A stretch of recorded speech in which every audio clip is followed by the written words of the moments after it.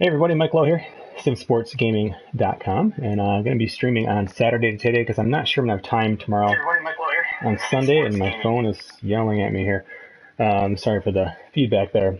And also sorry, the robot vacuum is going during the stream, so if it gets loud, A, let me know, and B, I'll probably mute a little bit as it comes by. It's not terribly loud, but I think it might be loud over the speaker, or I should say over the microphone, so just let me know if that's getting obnoxious, because sometimes it rubs up against stuff and can be weird. But anyway, we are continuing a Tigers franchise. Again, we've played every single game, every single pitch. We are nearly 40 games in now. And so we're kind of approaching the 25% of the season mark or so. You figure right around 40 games or so, just about puts you at about the quarter mark of the season.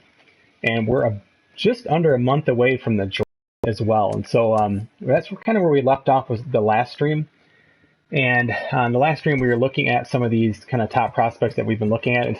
There's a lot of top talent. Having the first pick's a lot of pressure because there are a lot of guys who look really interesting that we just are having trouble getting around the scouting. But I think with a month ago still, we'll still have a pretty good chance of looking at most of these players. So again, but it's been tough. You know, again, obviously looking at potential is something really, really important, but don't underestimate the overall, because that's kind of showing you where they're at currently. And if you get somebody who's got a pretty high overall, they're going to be much closer to being MLB ready. And sometimes that gives you an even more of a better estimate than the actual ETA section that's on this particular screen. Now, again, if you're seeing it in both, that's usually pretty good.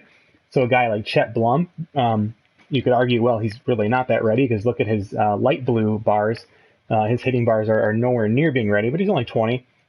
And again, just a really, really good fielder. This is a guy, Ken, I wish positional learning was a thing in this game, because this is a guy I would immediately say he's got a great arm. And left field, the last place I'd put this guy. I'd love to put him in center, if not right. I actually really like Chet Blum. I think he's a guy we'll definitely take a look at, because I think Comerica having a strong center fielder like that, this guy's got the potential to still be a really good hitter. So, and again, as we scout him, maybe that gets better. But there's definitely some top talent, right? I'm not going to be picking a relief pitcher or a closing pitcher. Again, it would be really, really cool if this game kind of let you take a guy, hey, he's got 55 stamina. Maybe I can bump that up to 70 or so, and he's got just 3 pitches. Maybe he can learn a fourth. This would be a really, really cool thing to see in MLB The Show for next year. And again, it's probably a handful of just simple suggestions that I think I have for this particular this game, this series, of things that could really just kind of take the franchise mode deeper. And truthfully, even if they worked some of this stuff in the Diamond Dynasty, I mean, how cool would it be if you were able to take a card and maybe work on it a little bit, and you could, again, maybe enhance the stamina of a certain relief. So a guy like a Chris Sale, who's done both relief pitching, starting pitching in his career, or something like that, or Andrew Miller. So again, just little ideas like that I think could be pretty darn cool. So yeah, Ryan, pretty much, I guess, Saturday night, Saturday afternoon, depending where you're at. I don't know if I'm going to have time tomorrow for streaming, so yeah, just wanted to make sure I got another baseball stream, keep that momentum going. I'm actually going to stream twice today. I'm also going to be doing, there's a poll up on my Twitter at MikeLowe47. I'm going to be doing football after this game. It's either going to be NCAA or it's going to be head coach. We're in week 1 of head coach. We got through the offseason finally. I haven't played that game in forever, so I'm kind of leaning towards that. The NCAA one, I actually had to start over. I'll explain why on the next time I stream that, but I'm currently 2-0 with Iowa State. But got different slider sets, a couple other different things going. So again, those are some of the streams that I'll be doing today. This one, and then at least the football one a little bit later on. So anyway, I won't be picking a closing pitcher, number 1 overall. That's for darn sure. Starting pitcher is definitely in the mix, but again, I'm trying to look at some of these guys who maybe have an 80 potential. We've seen Hideo Akita before. He's a guy I would like to get a good look at. JT Curry. Definitely another guy I'd like to get a good look at. High injury risk, though, is a little bit troublesome. So it also means he may not have great, well, his stamina is good, so his durability is going to be pretty rough, which is obviously scary for someone you're going to pick number 1 overall and potentially pay a lot of money. So let's see. Ethan Gallo, we've talked about before. He's a guy we want to get a good look at. Here comes the robot vacuum, by the way. So again, if it gets loud, let me know, and I might have to mute for a little bit, and I can just click through some of these guys and give you a look. But probably sounds like an airplane's going to be flying overhead.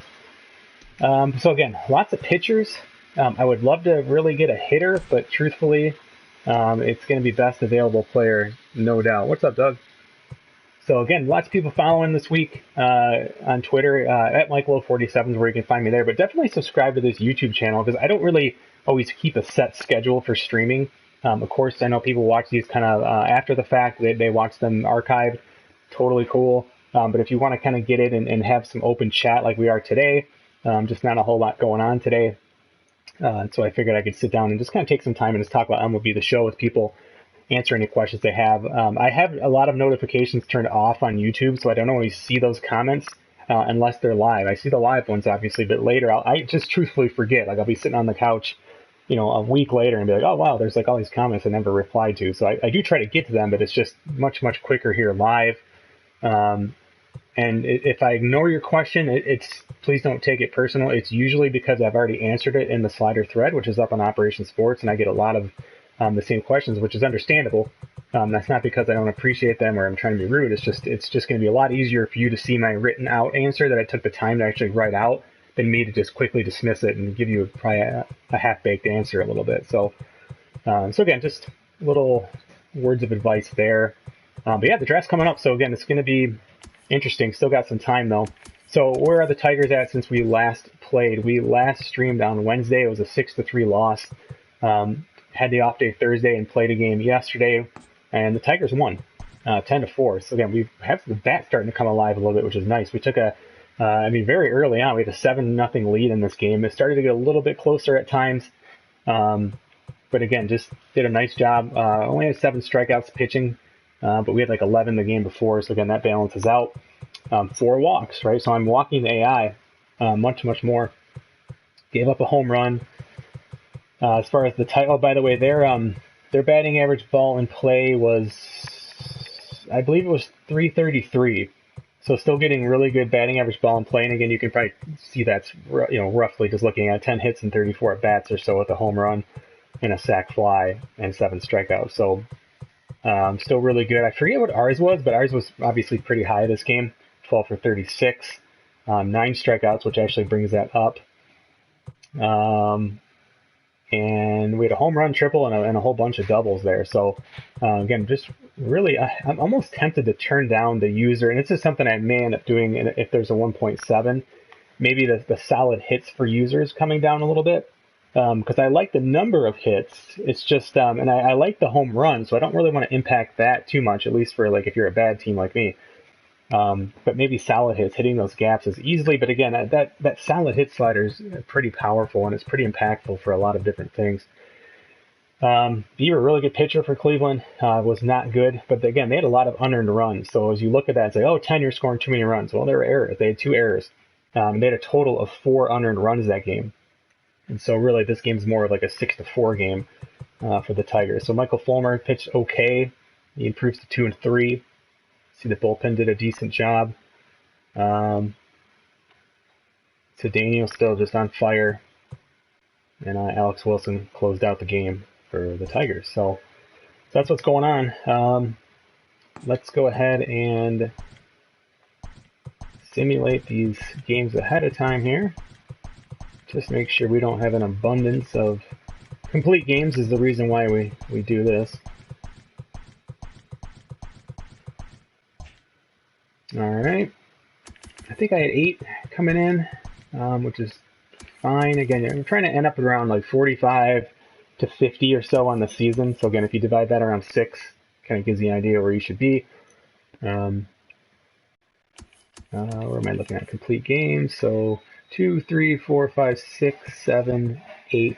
We're still at 8 there. So that is going to be fine. All right. Well, check the chat really quick, see if there's any requests people had before I jump into the game. Yeah, right. Yeah, Ryan's dead on. So just getting the notifications as a subscriber definitely helps. And it's definitely something that it helps me. Like I said, it helps me to kind of help you if people do have questions and whatnot. Because it's tough sometimes to keep a schedule. I try to set a schedule, but sometimes I'm very busy at those times, as you can imagine, with real life. And other times I'm maybe just not really in the mood to stream, and other times like today I'm like, hey, I'm just chilling today. I got some stuff done earlier today and feeling good, just ready to stream a little baseball. So that is what we're going to do. Again, version 1.6 is up in the vault. I know what I want to do really quick. Let's check on the vault really quick, because that was fun to see. It was getting, we had, I think, 100% likes, which I'm going to assume we don't have still right now, but that's okay. Not everybody has to like my slider set. I don't mean to sound rude, but I really don't care. But it is cool to see. Oh, let's see. So downloads, let's see where it's at. 1.0 is usually always the most downloaded one, typically. Let's see. Beta. Oh, sorry, it's the beta one. 1.4. Oops, I always do that. Oh, let's look at the rating. So 1.6 is at 94%, so that's awesome. I definitely agree with that. It is the best. I really liked. It sounds silly. Like I have like favorites. Like 1.6, I really liked. 1.3, 1.4. People liked 1.5, kind of in that same mix. I like 1.6 a lot, so really happy with it. It's one where we're starting to see more errors and things like that. And again, 1.0 is really solid too. The reason why, like, well, why do these keep changing? There's a number of reasons, right? You are getting better at the game, you're getting used to this version of the game, but really it's game patches. Probably the biggest change in all of these sliders as they go is the adjustments to the power for both teams, AI and user. It's one of the things that are patched a lot. A lot of sports games do this sort of thing. They again, Madden, right? They jack up interceptions and stuff and blocked kicks. Like the year blocked kicks came out, you could block like 2 kicks a game because it was exciting. They wanted people showing it off on YouTube and get more people to buy the game, and it makes total sense. And same thing, I mean, baseball, right? People want to see home runs. And so if people are streaming and like, look how far I hit this ball, this is awesome. That's going to sell copies of the game. And I think that's very smart that they do it that way. So pretty much every year, it's kind of the same thing where we get kind of this power surge. But the last 2 years, it's been a lot. And so it's now kind of starting to settle down as they look at their own numbers, probably similar to how I'm kind of looking at the numbers of all of us in the slider thread and on Twitter and applying those changes. And so it's, again, just a very simple thing to look at and say, well, we have a huge inflation of home runs going on. I mean, obviously lower power. So, I mean, they have for lack of a better explanation, their own slider set within the game, right? And they're kind of tinkering those to land around what they call 5, right? The number 5 is really their home base for each of those particular sliders. So, but anyway, only 250 downloads so far. So I don't think a lot of people know that this one's out there. So help spread the word. Again, that's just to get more. And again, you guys, I don't get anything from this, right? This is nothing but spreading the word helps all of us. It helps me. It helps you, because the more people who play this, they give us feedback, which in turn helps the set. It helps you to get better games too, right? So that's the whole idea behind it, sharing it. So again, I'm not really a self-promoter in that sense. I like my day job a lot, so I don't care if I'm a YouTube superstar. I'm too old anyway. I'm much older than the average YouTube superstar. So anyway, we're gonna jump in. It's Mike Clevenger versus Spencer Turnbull. I do have my rotation set properly, kind of, but let's take a look here at Mike Clevenger. Good pitcher. So we really got to pick our spots here. Maybe susceptible to walking a few guys, so we'll keep an eye on that. If you look at his repertoire, he's got a couple fastballs in the mid-90 range, slider, curveball, changeup. So pretty standard. As far as in the season, he's pitched really well. 1.59, just 2-1. So he must not be pitching very deep in the games, or he's just pitching in a lot of close games. Let's look at his advanced metrics. 2.93, still pretty good. We're really doing a good job keeping the ballpark in the park. And just about a 2-to-1 home run, or I'm sorry, K to walk ratio. So again, pitching well, but we can beat him. He's beatable. As far as our next off day, I always like to kind of look at that. It's not until the following Monday, so we're going to have to kind of give some guys some rest, probably on Sunday or so, and Thursdays are typically the days that players will get rest on those particular days. So, all right, play next game. Any news on real MLB players back training? I've just heard the rumors. I really haven't read into it too much, so I don't really know what the latest is, but I think the last thing I read, and I have no idea if this is like the most accurate news, it's just like, wasn't MLB kind of telling players, hey, get ready, because we're going to do a little spring training like mid-June or something like that, or June 1st. And then they're trying to start like around 4th of July or something like that. It's kind of what I heard. I have no idea where they're playing or how many stadiums. I think the last I heard is that they do want to have it where they're using their actual real stadiums and like real home games. So anyway, the robot has entered the room, everybody. The robot vacuum is here. So sometimes it just bounces around the different rooms though. So we'll see how long it stays. But again, if it gets too loud, let me know. Worst case, I'll just mute it while we're playing. Spencer Turnbull. It's a pretty quiet vacuum though. My dog, not a fan of it. Not a fan. She likes it better than the other vacuum though. It's alright, buddy. Oh, Victor Reyes. I'd rather give him tomorrow off. Christian Stewart, we could sit. He's more of our power guy to go up against guys who are susceptible to the home run. I do want to start Jake Rogers this game. Brock Deathridge is a guy we brought up. More of a pinch runner. I gave him a start yesterday because it kept bugging me to give him some playing time, so I did. He went 0 for 4 with a strikeout. So he's good for now. Oh, 1 second, guys.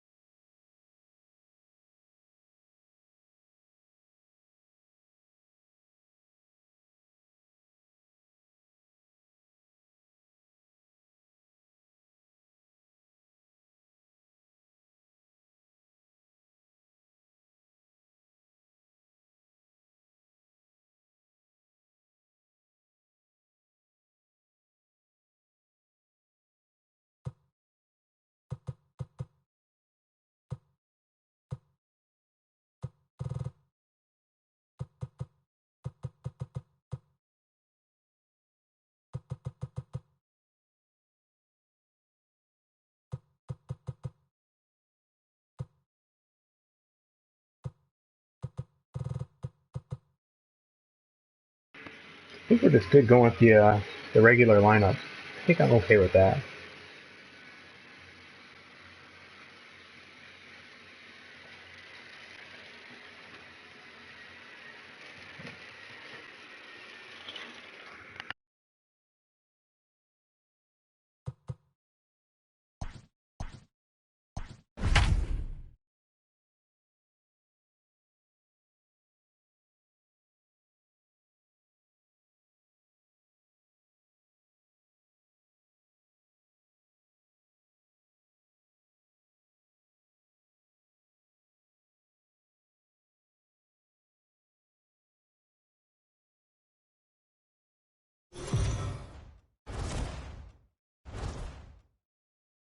MLB Network's coverage of Major League Baseball is on the air. Today, it's the second of this 3-game series between the Cleveland Indians and the Detroit Tigers. It's baseball on MLB Network, and it's coming up next.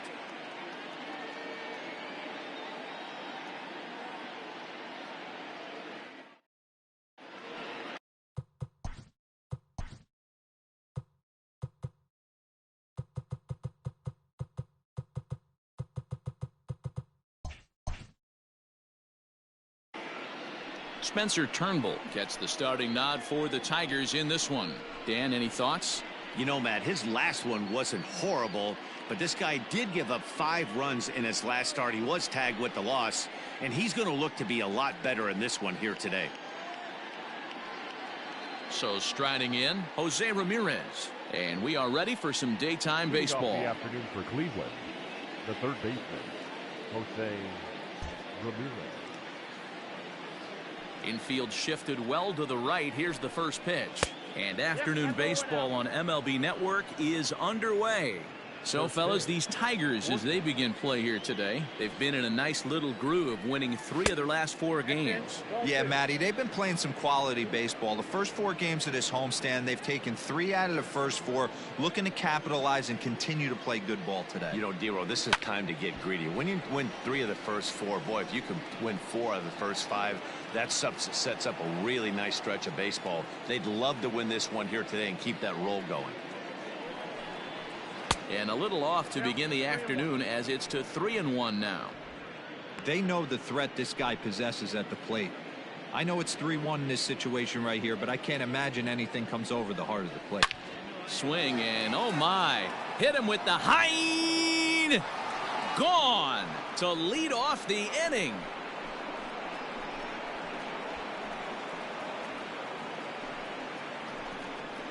So it's a solo home run here leading off the ball game. 6th home run on the season for him as the Tribe move out in front 1-0. This guy has some pop. You can't just lay one in there. What happens? He leads the game off just like that. It's 1-0.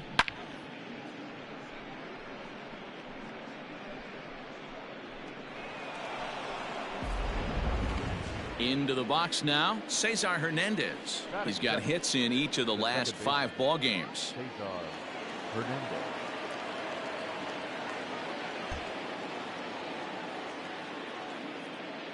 First pitch of the at-bat. Time for a look at the umpires working this one. Behind the plate is Darryl Parker. Well, D-Row, Darryl Parker behind the dish, and you never really know what you're going to get from this guy. Yeah, sometimes, and I'd hate to be mean and say he flips a coin back there because that's not the case. But as an offensive player, you have to find a consistent zone. You just can't. The 2-0. A swing and a miss, strike 1. This pitcher's bringing it with some high velo. You better get that front foot down early and get ready, or he's going to throw it right by you. And a strike. Threw him a breaking ball that time. 2-2. Hey, after that extra base hit, things could go awry. He didn't. He battled right back in his zone with a nice executed pitch. The 2-2.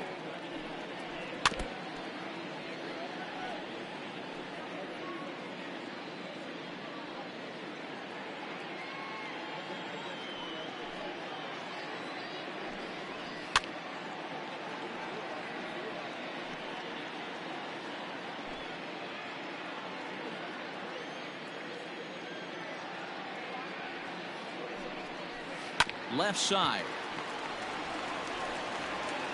On to first, so a good bounce back pitch there as he gets the ground ball for the first out.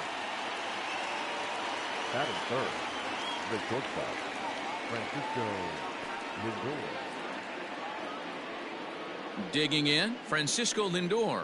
1 run in and 1 Okay, I'm back. gone. The so robot far this vacuum inning. has left the room. I didn't want it to be too loud. Good question, Andy. I'm going to come back to your question here at the end of the inning. Andy's asking about player fatigue and how that's handled. Definitely a good question. So hang tight for that. So leadoff home run. Battles back to get the second batter there. First Been a tough pitch on its Lindor had a way. home run yesterday's game. Nope. I think he had the home run. There's He not had too a- many he had a umpires big in hit the at game some that are point. going to ring that first strike right there. That was borderline up, even though it was in the zone.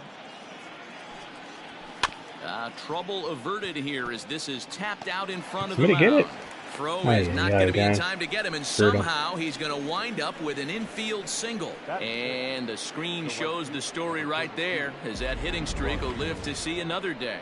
He certainly I'm not sure has. if, like, He's seeing pitcher the ball fielding has so something to big, do with man. that. You see the confidence oozing off him in the Reaction box. time He could hasn't have. Again, those are fished pretty rare. anything in the last month First or ball so. hitter here. So I don't expect this.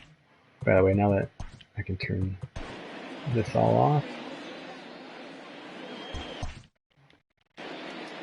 First pitch hitter. So gotta be careful, especially guy on base. Just put one down here in the dirt. 1-0.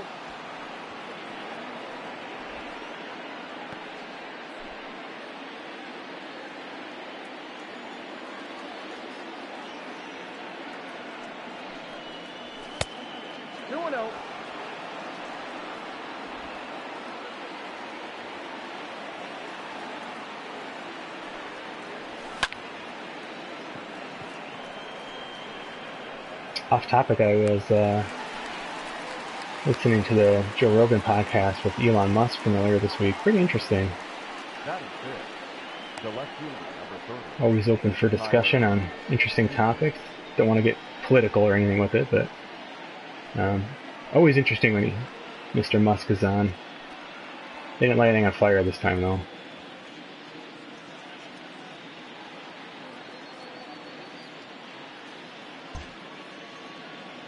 very relevant conversations about what's going on right now. Yeah, it's interesting. Almost done with it.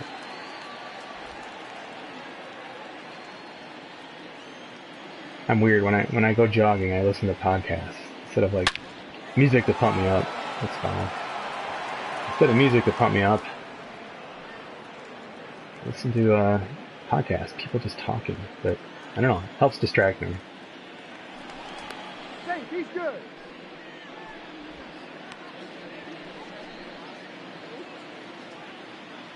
Pick off what camera is just hold down L2.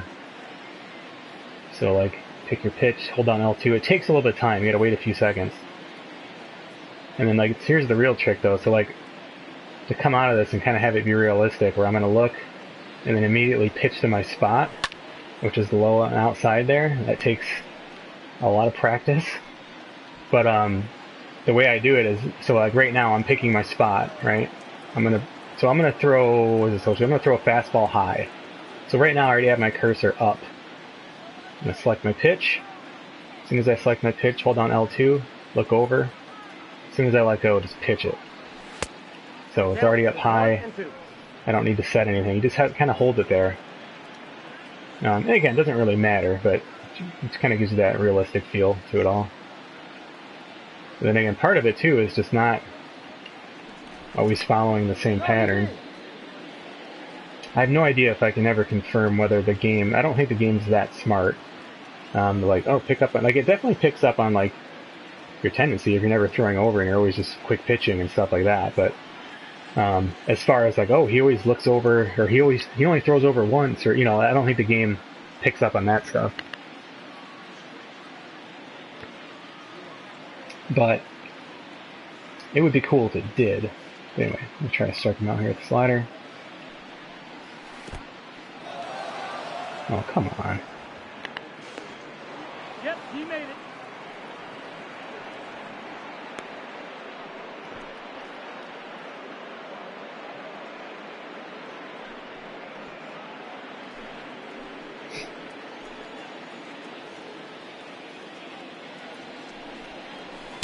There we go.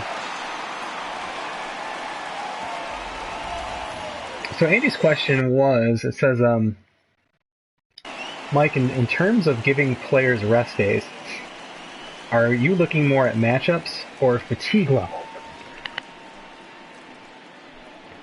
Sorry, I keep sneezing.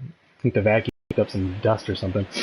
So, am I looking for rest days, or are you looking more at matchups, fatigue level? He's in the midst of a 12-game stretch without any days off. A lot of players fatigue. I mean, I do both. Certainly matchups, but also fatigue. I try to also anticipate and plan for days off. So, like, for instance, like, I knew Victor Reyes is tired. He probably could have sat today, but I like to sit players mostly on Sundays and Thursdays, which is kind of when they do it in real life. Most teams, excuse me, I gotta sneeze. Man, I've just been sneezing like crazy. Most teams are off on Thursdays. And most teams, every team plays on Sunday. Every team plays Friday, Saturday, Sunday. But most teams will sit players Sundays because it's almost always a day game after a night game. So, in between me sneezing, I'm hoping that answers. The question. My goodness, I'm muting each time I do it. I'm like just sneezing good crazy right now. My apologies. Damn allergy. So Clevenger, again, we looked at his repertoire, pretty standard.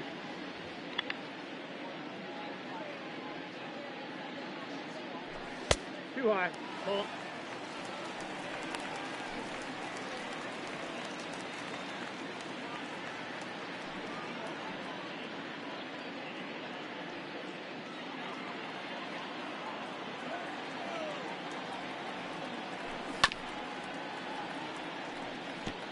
A lot of teams in the AL Central just hovering around 500. We're one of them.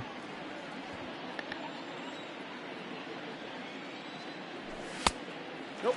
Outside. Reyes has that bunt quirk, but I haven't had any success with it. Finally, he hits a lot of balls like that.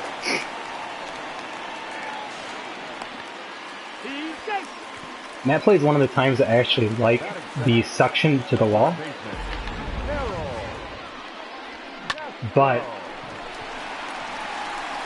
the game just still, excuse me, it's just really hard to get the timing of things in this game. So like, and we're able to work around this a little bit with the sliders. We'll look at this replay here. So again, just kind of looking at the speeds of things, which I do a lot of when I, excuse me, sorry, I didn't mute myself for that one. When I do a lot of testing, I'm looking at a lot of speed things, right? So, first off, these balls don't hook like they used to. Remember the year they introduced like the hooking balls? They were really good. They're not as good anymore. The other part too is the velocity of the ball. You know, this ball is pulled. When does it hit the ground? It hits the ground. Is that the first time it hits? Yeah. That ball should be moving a lot quicker. And instead it doesn't. And so what we have to do is lower the fielding reaction, because truly the ball typically, unless you're smoking a home run or something, like balls up the corner don't move quick enough. This ball should get to the wall, and it should probably kind of kick around here a little bit, and it should be an easy stand-up double. This is just standard. The fielder would take his time. The runner's not going to push it for third. So again, it's kind of a trade-off here, because if he comes up throwing, if he just turns right now and throws, I'm going to be out. Like, I'm just rounding first. I'm not even to first base. I'm out by a mile. So this actually helps. It's not the prettiest, and again, I think this is something the game needs to clean up, because this is still a play. This is, I mean, another runner is going to be out. He's one of my fastest runners on the team. He barely makes it. That ball needs to get out here. It needs to get out here. It needs to bounce around. He needs to have a little trouble even, not an error necessarily. He's not going to drop it, but just, you know, they usually wait for the ball to stop spinning, bouncing around, because they know they have a little bit of time. The runner's going to coast, and, you know, by the time he's picking up the ball, like, I should be like here-ish, maybe here, right? So again, just little things, but some of those little speed adjustments, fielder run speed, things like that, even, you know, hit power, those things do come into play. So here's Harold Castro. He's been our surprise Tiger of the year, no doubt.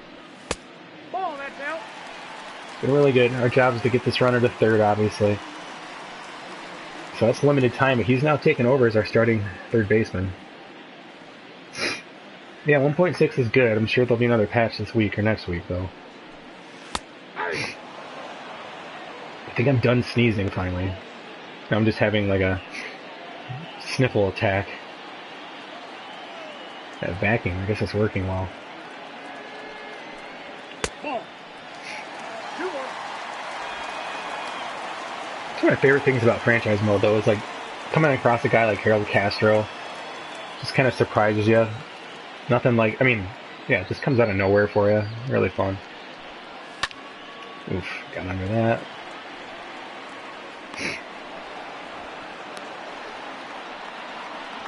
Last stream, Miguel Cabrera finally hit his first home run of the year. Does not have much power versus righties. He's driving in a lot of runs for us, though. 20 RBIs already. So you figure he's on pace for about 80 or so, which, I mean, on a bad team, it's not terrible. A little bit more, 80 to 90. If he can pick it up, it could start creeping towards 100. Nope, at the ball. Miguel Cabrera in these situations, a lot of times, just base hits up the middle, right? And he just kind of puts something right there, right towards the runner. See it all the time in real life. Just stays within himself with runners in scoring position. I try to take a similar approach. If the guy's on base, I mean, again, I'm not really looking to smash home runs and just make good contact.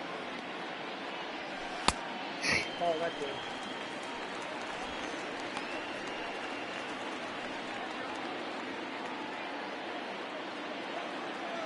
3-0, we'll take a pitch, but always watch these pitches. It's good practice. No, ball four. So may have been pitching around him there. Batting four. The second baseman. Especially because our 4 and 5 hitters just have not been good. But Jonathan Scope's starting to hit a little bit better now, which is very welcome. He's a good breaking ball hitter, so we'll look for a slider, curveball, changeup, something low if I can, instead of a double play as well. Oh, there it is. Nice play. Could have been a triple play if there's nobody out. Well, I got my breaking ball, but I swung over top of it, so much for that.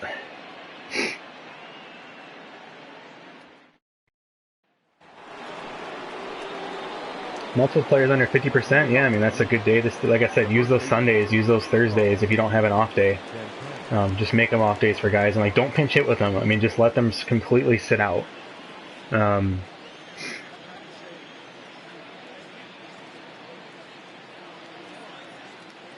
I don't really have a threshold. I mean, it's just when I see a good opportunity, like obviously you can sit your lefties when lefty starters are happening, and I'll look ahead. Like if a guy's tired, if I have a lefty bat who's tired, we're facing a righty, but the next day we're facing a lefty, I'll try to push him through that extra game, right? No, there's no sort of threshold. Sometimes I sub just one guy, sometimes none, sometimes four. You know, I'll sub my whole bench sometimes. It's just, and I don't really think of it a conceit. Like I'm a big believer in just trying to build your team deep. Obviously, if you have a guy like a Mike Trout or something, then that's always helpful. But just having a deep team, or in this case, it's not a very good team, so everyone's kind of the same. So I mean, I have no problem, you know, just playing kind of whoever.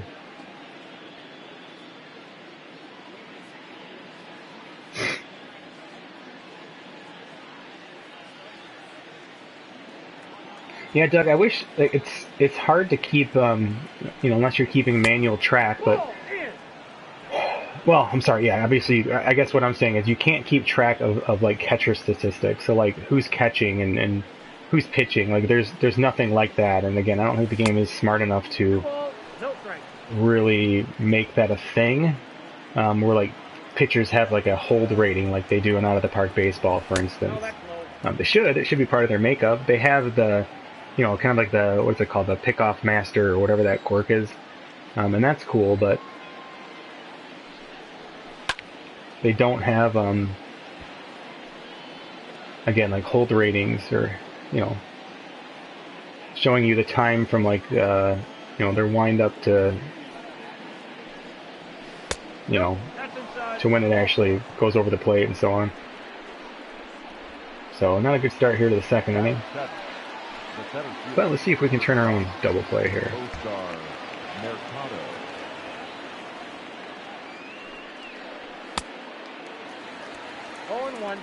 Very late swing, so again, he may be looking breaking pitch.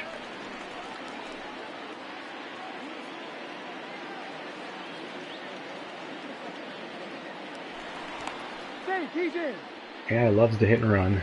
I try to... I feel like you can deter some of those silly hit and runs by throwing over.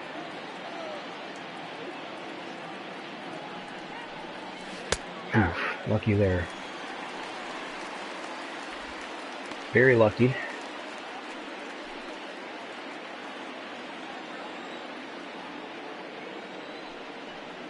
And unfortunately, that we don't. Well, there he goes.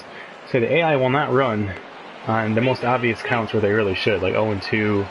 They never run on 3-2 with one out. I mean, think about that. They never run on 3-2 counts with one out or nobody out to try and set up a double play. They just don't. That's 2 pass balls today already.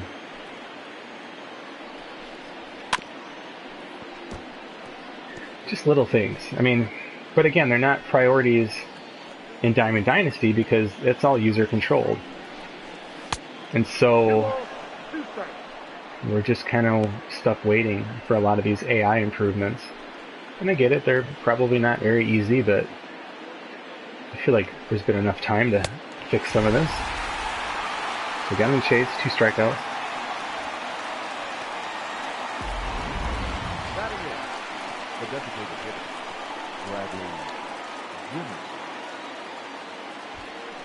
Yeah, I just use broadcast. I don't know. I don't think it impacts outfielder speed or anything like that.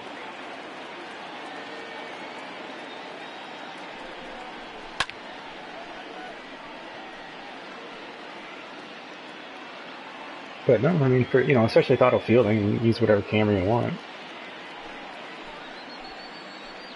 I watch most of my games, you know, obviously on TV like most people. So I try to keep those views for that reason, because it helps me kind of just look at the speed of things and say, okay, is that how that usually looks? So it definitely helps me, even though I like to do everything off of kind of as much as I can statistical output. There are some things you just have to go off of look, right? Speed. I mean, I'm not gonna. I don't usually break out like the stopwatch and stuff like that. I mean. I got a ball, 1 strike.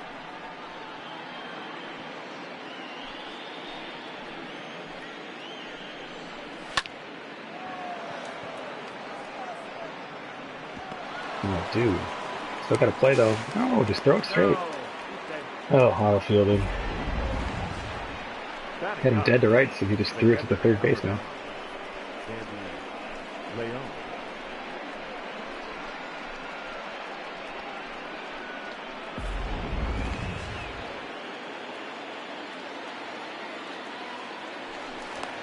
No, he's safe.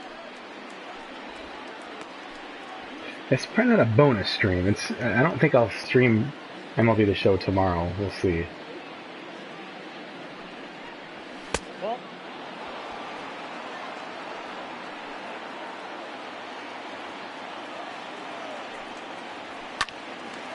Oh, my goodness.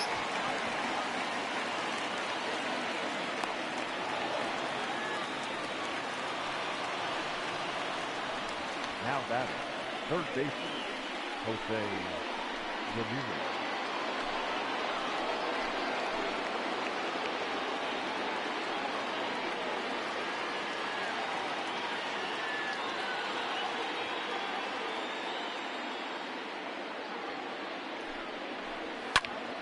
And see, the thing about the stolen base percentage stuff, again, looking at the league average, is your team league average?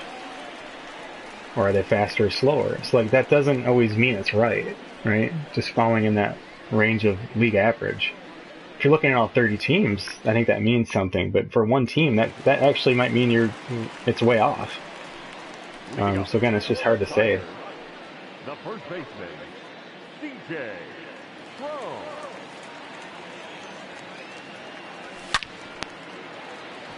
Ooh, that wasn't perfect.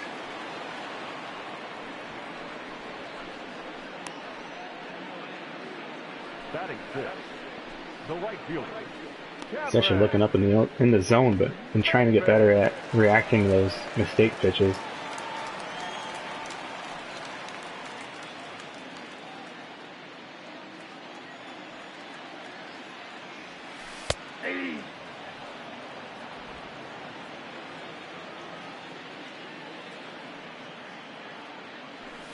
Oh, that's low.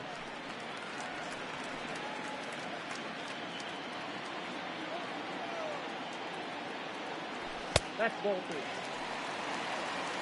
2 balls, 1 strike, I count.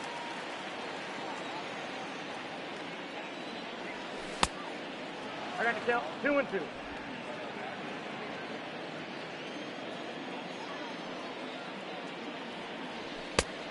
Count full.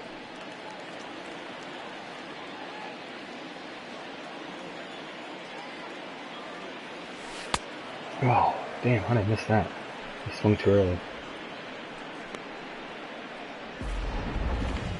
Batting seventh, the left fielder, number 14. Ooh, I don't know. I have no idea how I missed that. I felt like I was right on it. Yeah, look at the cursor there. Oh, it says too early. Jeez.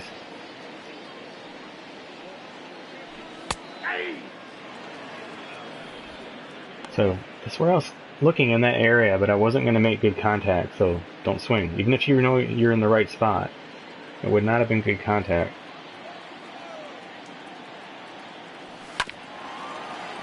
Instead, just ground out to the second baseman. Got him.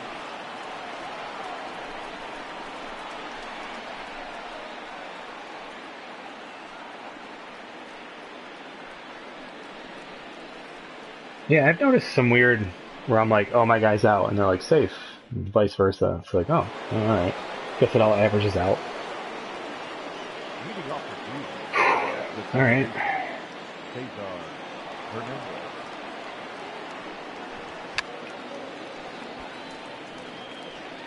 I feel like, and maybe I'm just playing slower teams, but I feel like I'm seeing a lot less bunt for hit attempts, which is probably good. again, I'm going to actually just say that's probably more to do with the teams I'm playing. I just don't have a lot of faith that they're like patching a ton of like CPU AI stuff. I think I think they make some adjustments as you're developing the game. Again, this is all speculation. This is my best guess, but I think they do it like right now, like for next year's game. Like, they're obviously working on AI stuff, but I don't know if they do a ton during the season. It seems like a lot of it is based off things for Diamond Dynasty, and there's some things like they're fixing the fielding issues, which is so weird how that just keeps coming back. It's really bizarre, but anyway, I don't know. But I enjoy playing this game, but it definitely has room for improvement as far as representing baseball. I'm always surprised, like every year it seems to win like Sports Game of the Year, and I just, like I said, I like it. I'd probably put it second, but I don't think it's a better game than NBA 2K, especially when you consider all that's in that game. And people will say, well, the gameplay, but again, if you're like a true baseball purist, I don't think the gameplay is as good as NBA 2K. Like, I don't need a slider set for NBA 2K. Very little. There aren't things missing from 2K, like when you're playing a game of like simulation basketball. You're gonna see those just about everything. But there are some things, again, balls into the corner, and just little things like that. So I don't know. I'm always very surprised. Like I think Operation Sports the last few years, like it's been voted the best sports game of the year, and I don't know. I don't know who, like I would have guessed more people play NBA 2K. There's certainly more people who complain about NBA 2K, which again is surprising. But I don't play those modes that they're mostly complaining about, like my career, things like that. But man, I would love for those guys to make some other sport games. I mean, they're another walk. Getting involved in the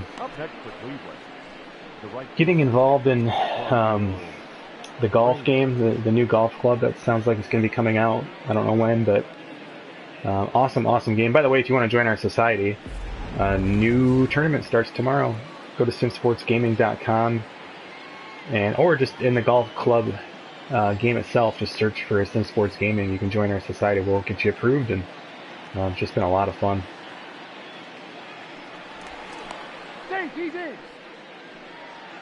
So 1 out, man on first, 1-0.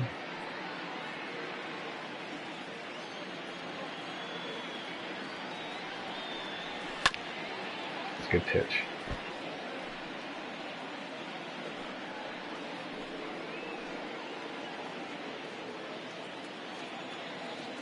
Yeah, the squeeze stuff's just silly.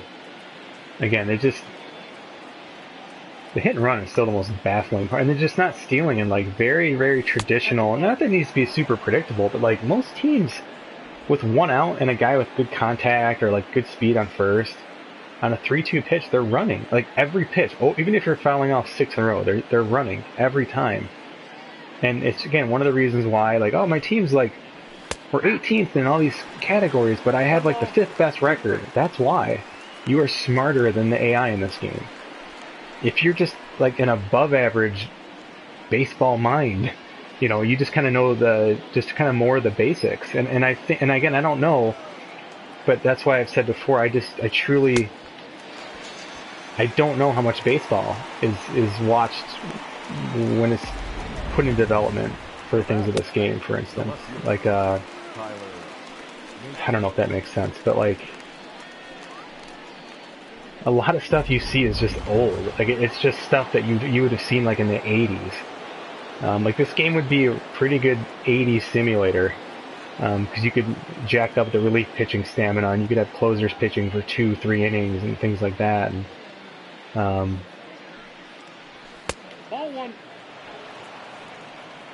again, like, it's one of the biggest things I have to do with this slider set is increase strikeouts. On default, it's not even close. And like, if you look at like the trends in baseball right now, this game just doesn't output modern baseball. And it doesn't in Diamond Dynasty at all. It's even worse in Diamond Dynasty. It's so easy to make contact. I mean, the people you're striking out are just hopeless batters. But like good hitters in Diamond Dynasty, you're not striking them out. And that's just kind of silly because like why can't you be a really good pitcher in Diamond Dynasty?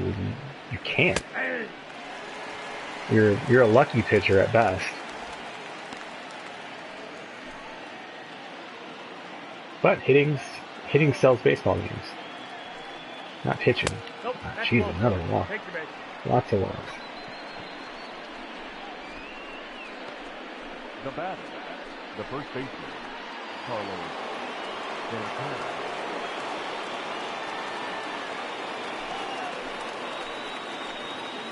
Well, we walked Santana the first time. I'm going to throw him a slider here. Ball, that's inside. 60 pitches already. Oh my goodness.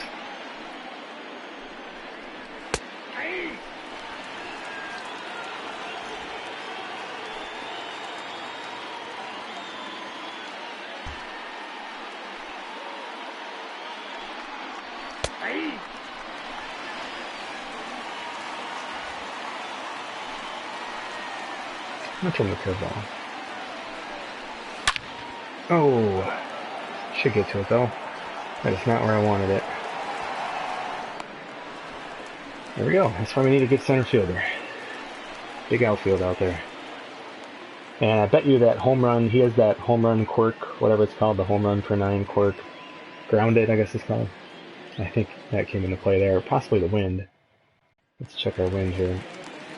Because that ball felt like it was going to go. I don't see the wind. Where's the wind at? I don't see the wind anywhere in this game. Huh. For the Tigers, not shortstop, Nico. Let's see if we can put something over here. Ball, that's out.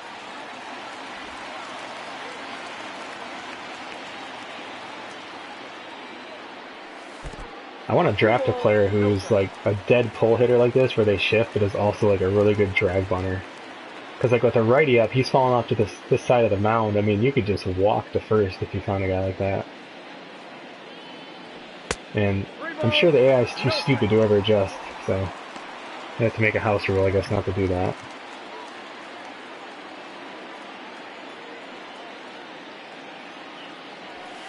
Nope, All right, 4-pitch walk to start the third. Batting ninth, the catcher, Jake Rogers.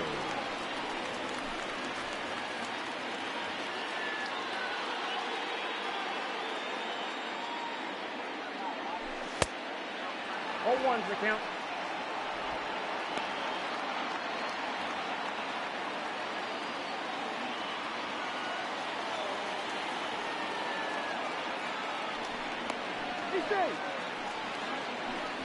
You won't see throwovers like that on default.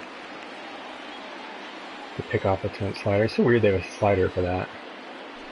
Like of all the things they don't give you sliders for, but they give you a pick off attempt slider. It's just like so insignificant. Oh, that's off the plate. Ball 2. Looking for something inside, kind of middle inside. That's where his hot zone is.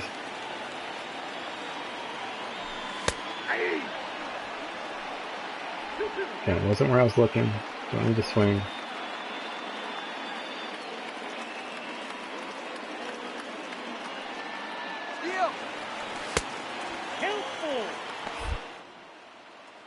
Out. Threw a fastball. I was thinking it would be a breaking pitch. Got a terrible jump too.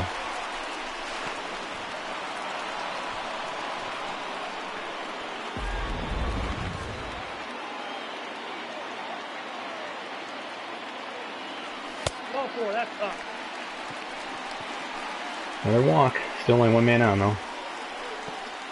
Now batting, center fielder, Victor Whitehead.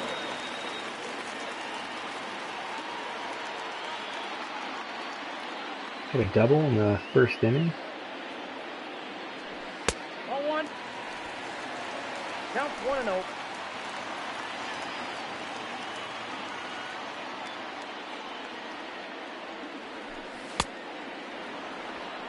ball, one strike.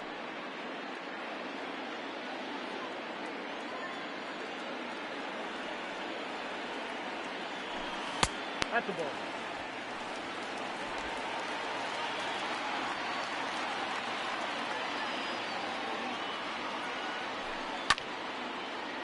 Damn, that's not a good swing.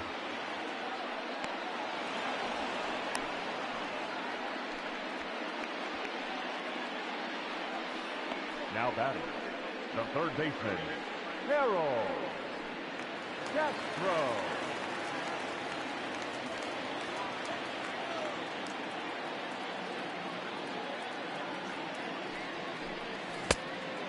Oh, and 1.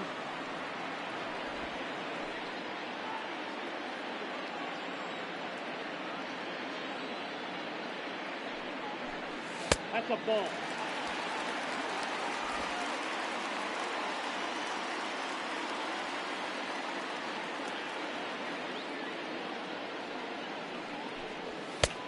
Oh, The count is 1 and 2.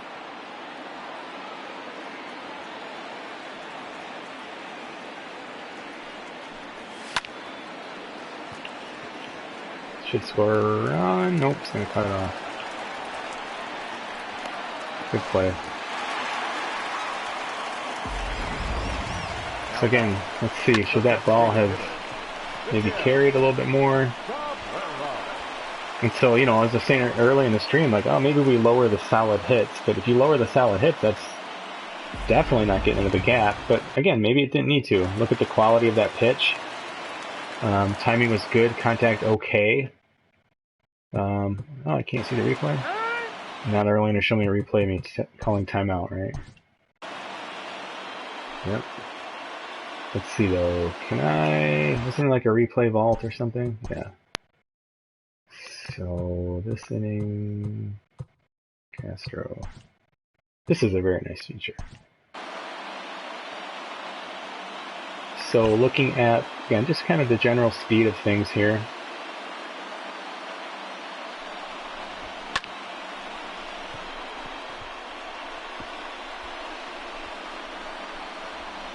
Also the range of the center fielder we can take a look at. It's nice to look at it from their vantage point.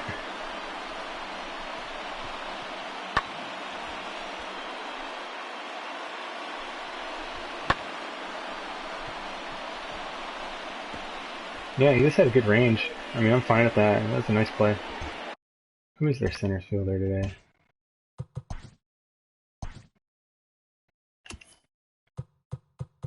Mercado? Yeah, he's got pretty good range. I'm okay with that play.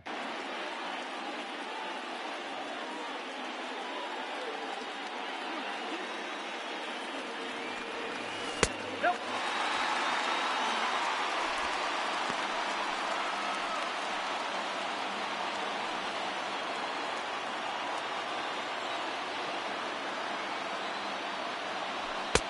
Ball inside. A lot of fans for a fifth place team. Triple play baseball, the old what MVP baseball used to be, they always did a pretty good job with their crowds. I always felt it was actually kind of fun to play. You'd have like hardly anybody in the stands. You're playing a really bad team, and it was just kind of a cool thing.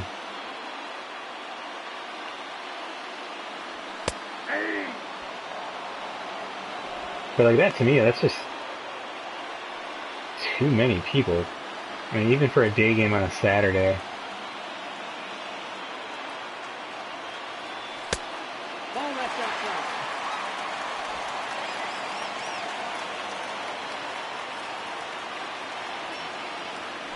Nope. Ball 4. 2 walks. They just don't want to pitch to him today. Now batting. I don't think he's swung yet today. I think the first one was 4 pitches.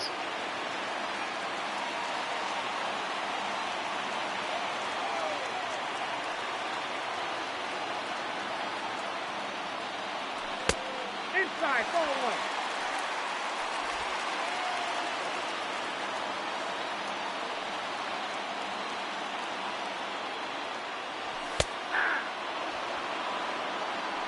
So again, simple approach here. Just Even though he's a breaking ball hitter, I'm still looking fastball, reacting to breaking ball. Just trying to look for something kind of over the middle of the plate if I can get it.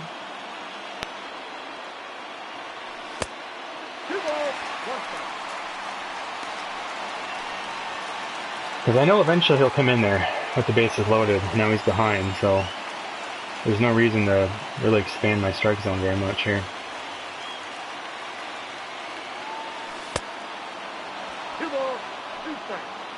Can't tell if I went around on that or they just called that. I think I went around.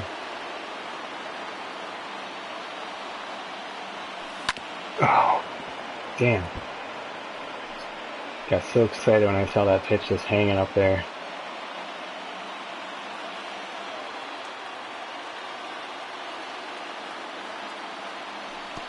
Ah.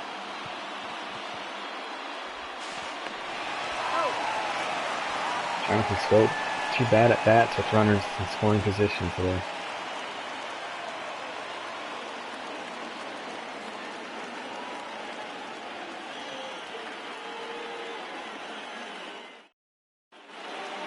Right, Doug, I get what you're saying, but as I was saying, like, your stats are for one team. Or maybe your team plus all of the AI teams. So I mean, I guess that would be a little more useful, but again, that's only looking at your catchers. That's only looking at your team speed. Hey, no, yeah, I do play all at 162. Yeah. But if it works, I mean, like I said, Doug, go with it, man. Like I tell everybody, like if you want to adjust the slider, go ahead. I don't trademark these. I don't care what people do with them. 35, Oscar Mercado. Man, we've had some chances to score. Looks like I spoke too soon now. All these bunt attempts.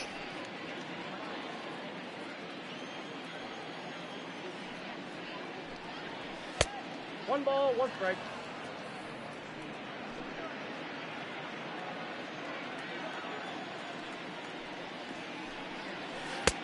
Ball inside.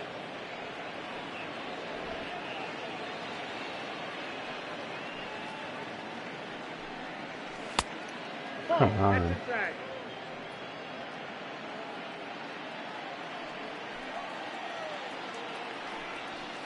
Ball four.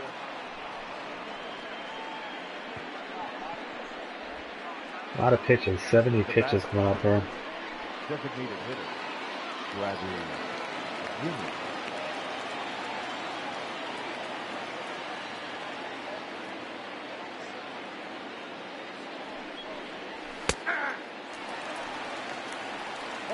Count.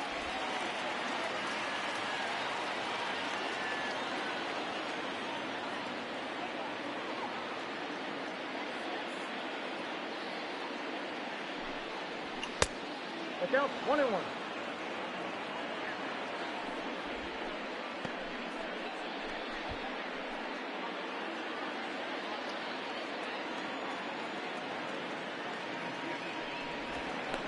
No, he's in there.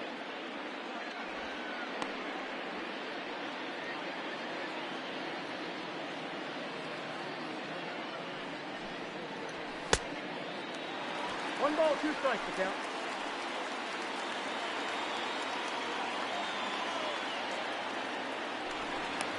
No, he's in there.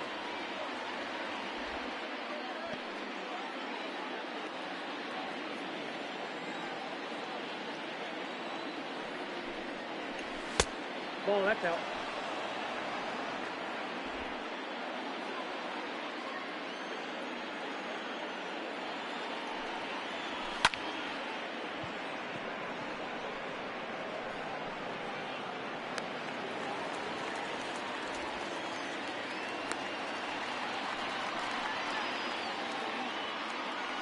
Now batting, catcher, Sandy Leone.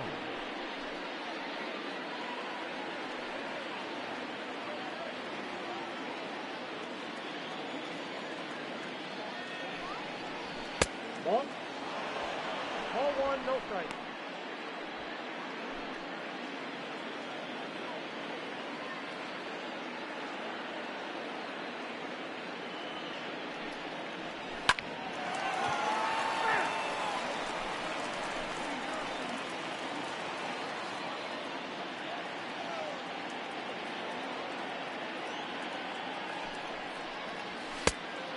count is 2-1.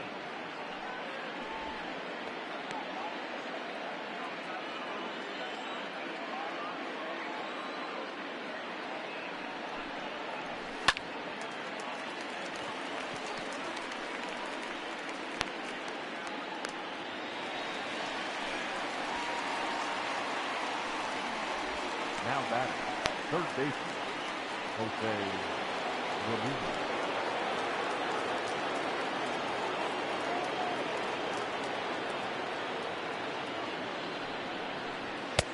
Inside, ball 1.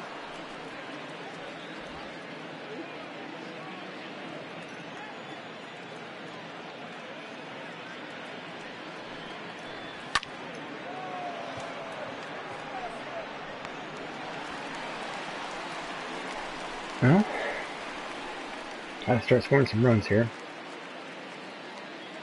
Guess we don't have to, but pretty soon we're gonna need to.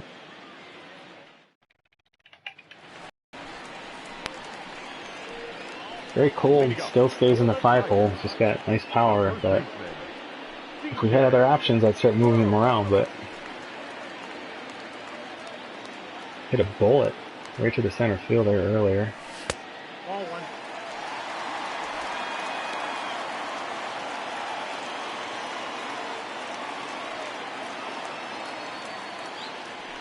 Oh, 1-1. what in the world is I saying? Ball! That pitch is out.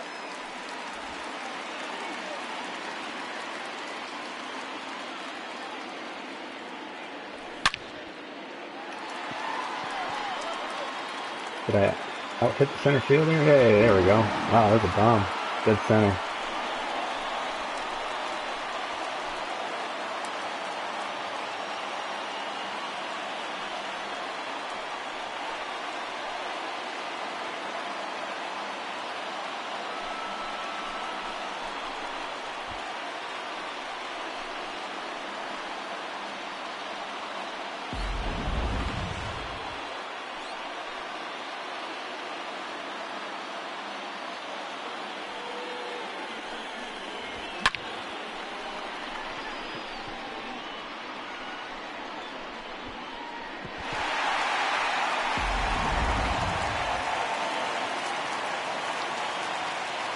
The right fielder, number 4, Cameron Maybach.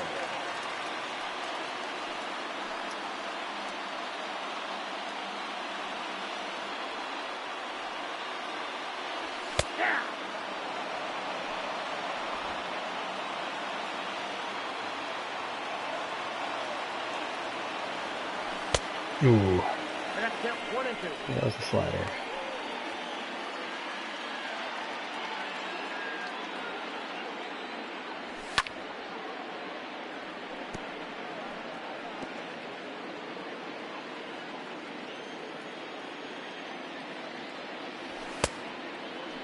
What do you got?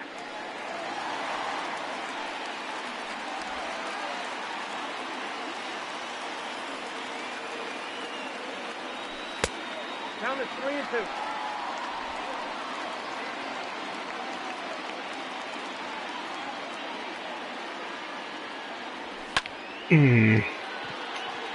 Just couldn't get up there in time.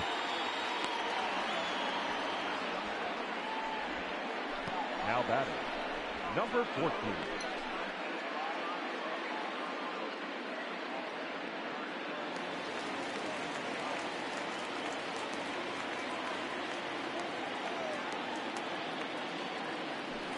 Nope. Ball 1.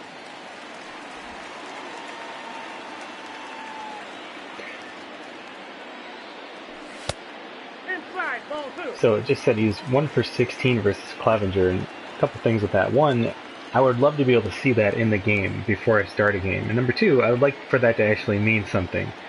Because even if you could see it, I mean, it really doesn't mean crap if it's not programmed to. It's not like this is real Christian Stewart or this is real Mike Clevenger. But it would be cool if it did.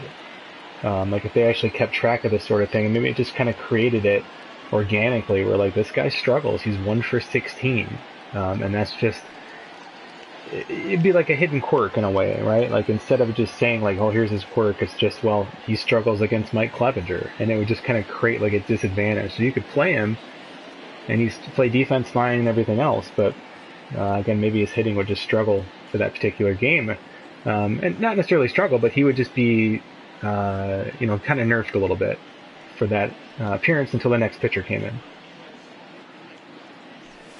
Oops, bad swing. 2 balls, 1 strike.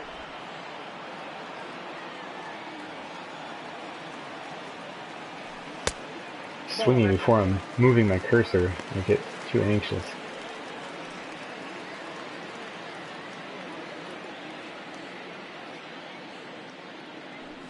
Hey! We got a full count. Ball! Take the base. I'm actually going to get the bullpen just because Now batting. we've had a... Shortstop, Nico. Good run.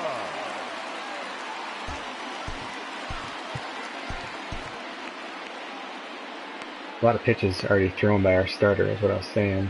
I'm just looking to see if I want to bring in a lefty. If we bring some in, who would it be? At this point, it's really somebody who can limit the long ball. So not Nova. Wilson's fine. Not Barb. So yeah, probably be Alex Wilson then.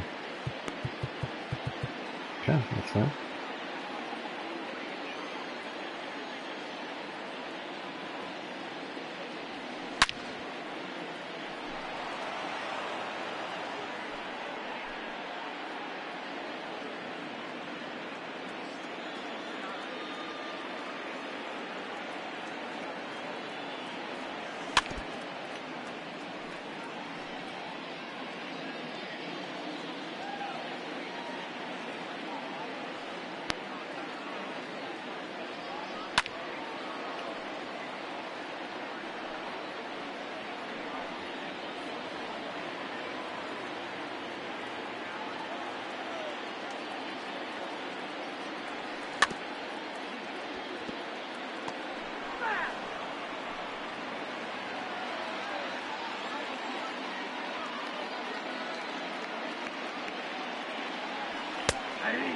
Oof, yeah, good pitch.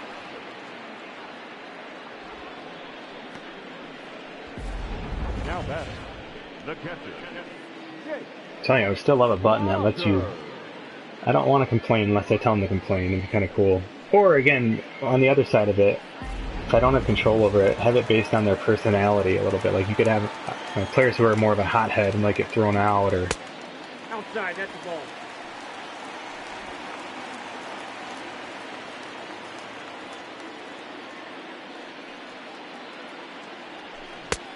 Ooh. I got a ball, 1 strike.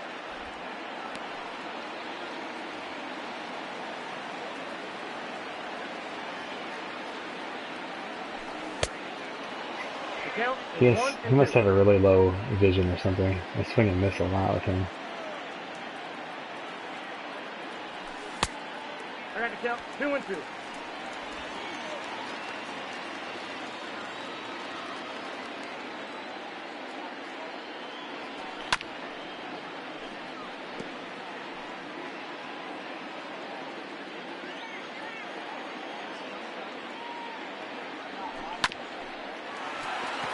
Out. 1-1 after 4.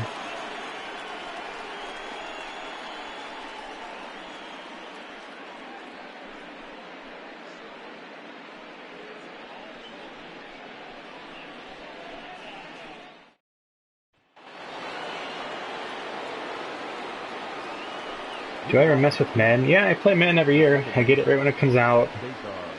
We usually start a league on SSG. Our league's still going. I just usually get burnt out on it. That is the hardest game, in my opinion. Well, you can't get that game right.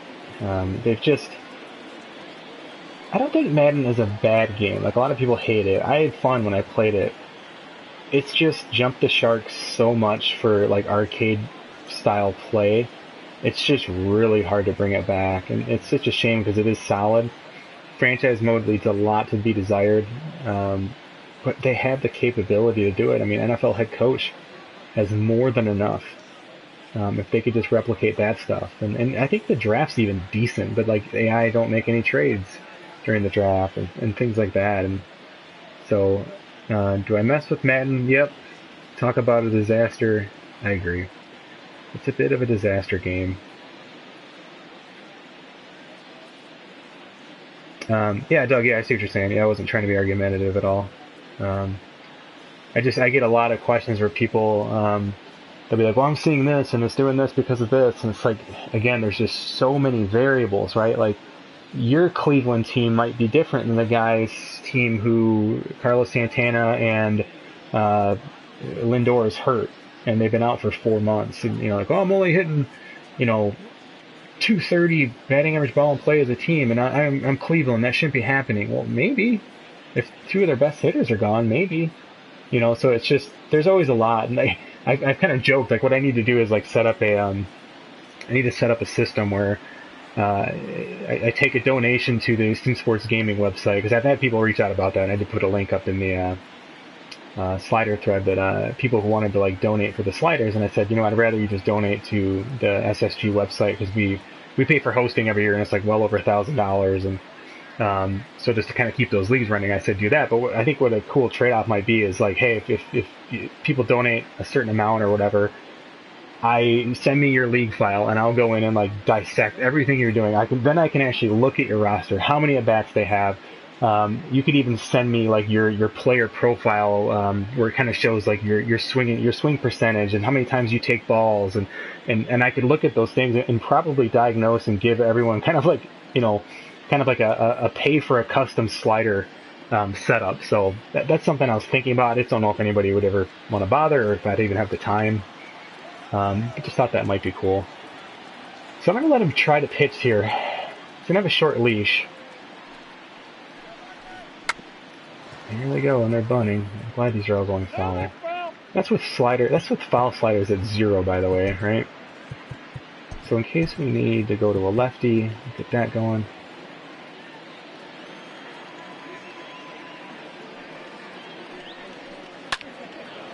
Uh-oh. Good speed. Gonna push it. Alright, that timing looked good. That looked good.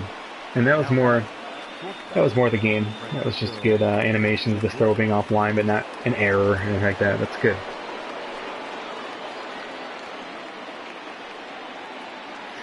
I really enjoy football so much, so it's like, I'll still buy Madden every year. I don't care.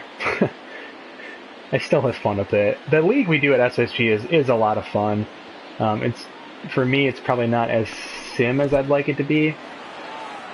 But next year, I think we're going to make some changes for that. So we'll see. We'll see how that all goes. But we've had an active league the last couple of years. It's been really good. So, boy oh boy. He's getting down to the end of his line here. That's going to drop. It's going to score a run. Well, might have left him in a little too long, but Tigers just don't have pitchers with good stamina. So even with the bump up to 6, I mean...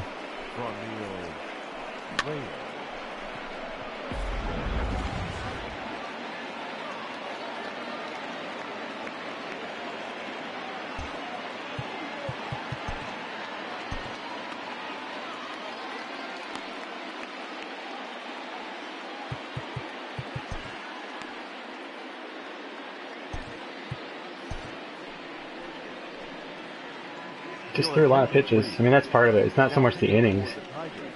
And again, you can't just look at, oh, my guy's not getting out of the 5th. Well, he used another batter. I would have been pushing 90 pitches with him in the 5th inning, and that's a lot. You probably want to be closer to 75 or so for that inning.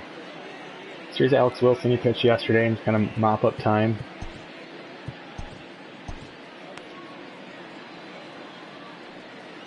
Movement is always a good thing against the power hitter. They say movement is what limits home runs more than anything, more than velocity. Velocity actually can do damage for power hitters. It can help them with their velocity, obviously, but movement, right? Just the ability to square up the ball. So timing, but movement just as much. Speaking of movement, that is our, what, third wild pitch of the game today? Jake Rogers is just not developing like we had hoped, defensively or offensively. He's not a very good defensive catcher. We're seeing it today. The game's done a really good job. That was probably my biggest complaint last year, so maybe they are listening. But they did a really good job with catcher defense, because this used to be the norm last year. I'll probably still lead the damn league in them, but we'll see. I haven't checked that in a little while. But anyway, movement, right? Even two-seam fastball versus four-seam, that kind of thing.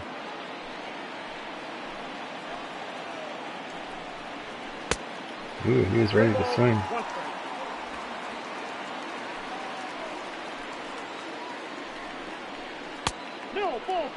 A lot of walks today. Still nobody out.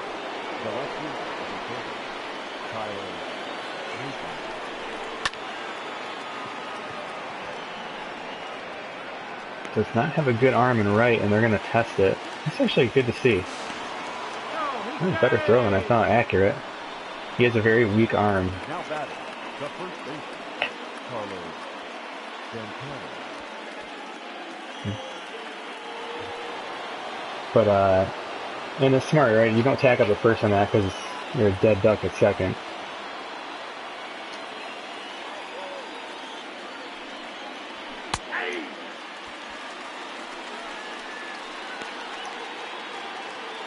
You can double him up.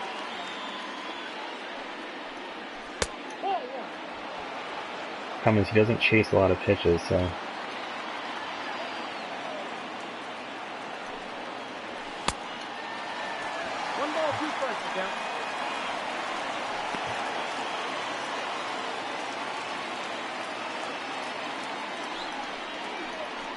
Oh, I'm lucky I got perfect timing in those last two pitches, and their swings and misses. He's not a big strikeout guy, so I'll take that, especially against Carlos Santana.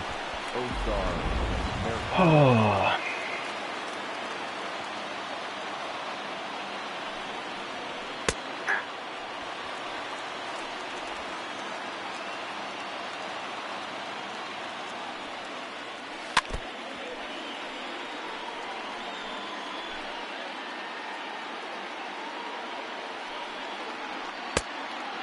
Count 1 and 2.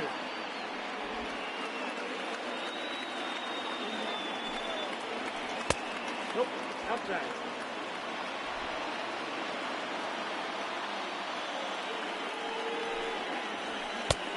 Please do.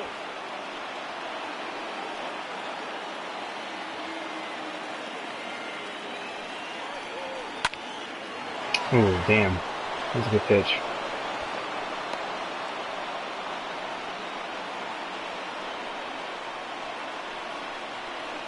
Now that the designated hitter, Bradley Jr. Good pitch, good hit. Well, let's see what we want to do here. He can probably keep going for a little bit. At least the rest of this inning, hopefully. There we go.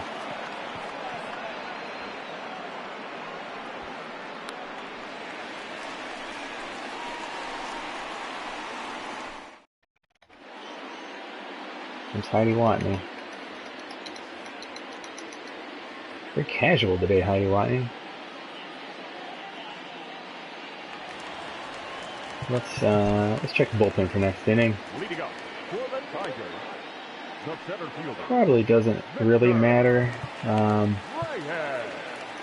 Who's got the stopper? So he's got a stopper quirk. So yeah, it'll be either one of these two guys who are already up. So see how the inning goes. Ooh, I tried to check my swing there.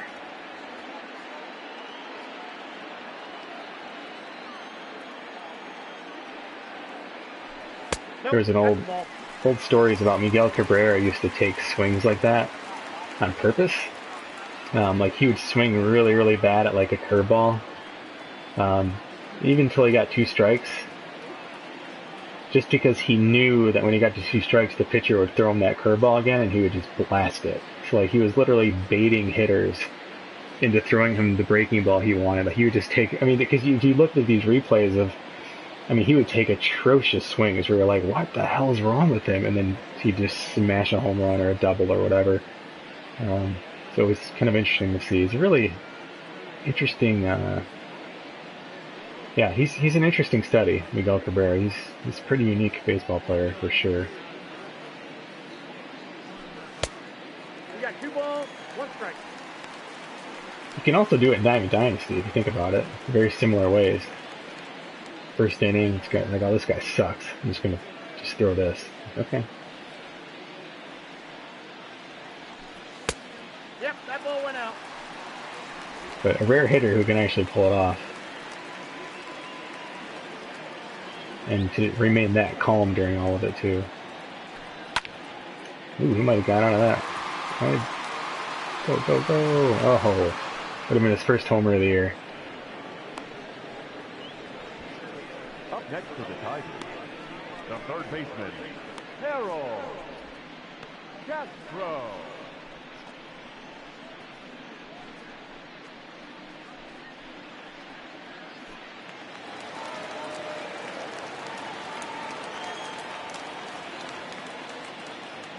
Surprise player for the Tigers, for sure.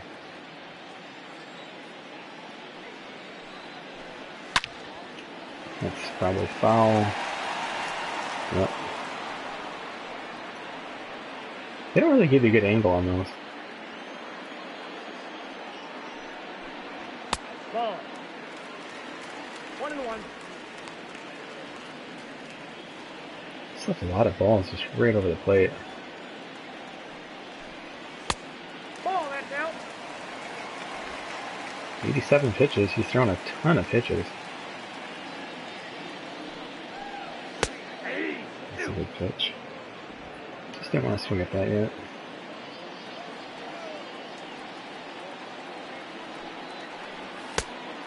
Three balls, 2 strikes. Pretty close. Oh, good pitch.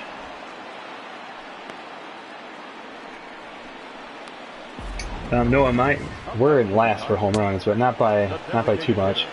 We're just behind San Diego. But I mean, this team they don't have a lot of power at all. We were very cold to start the season, so. But it's trending. I will not be last for too much longer. It's coming back up now. You have guys like Cabrera. I mean, he's just not, you know, look at his power. He has 51 power against righties. He has 1 home run on the season. I mean, it's just not the Tigers of old. Look out, 1-1. This pitch was a strike? What the hell? 2-1.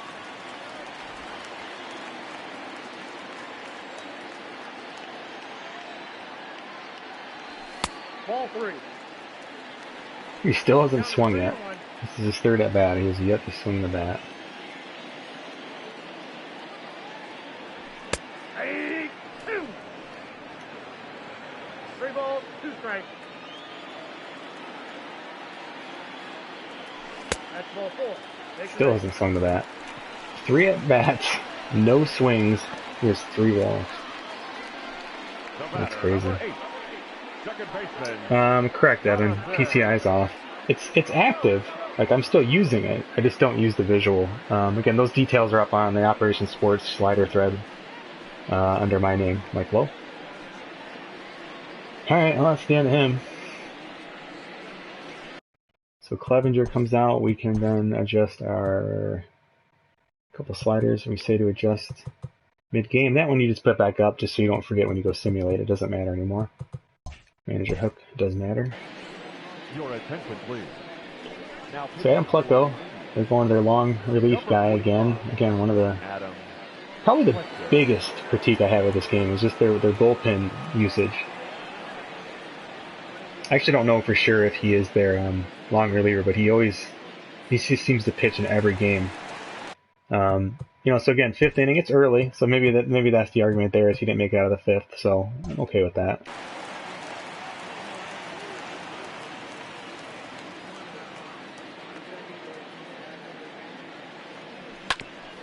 Oh gosh, he's had 3 just bad at bats. Just missing. It's not a bad pitch to swing on it. It's just...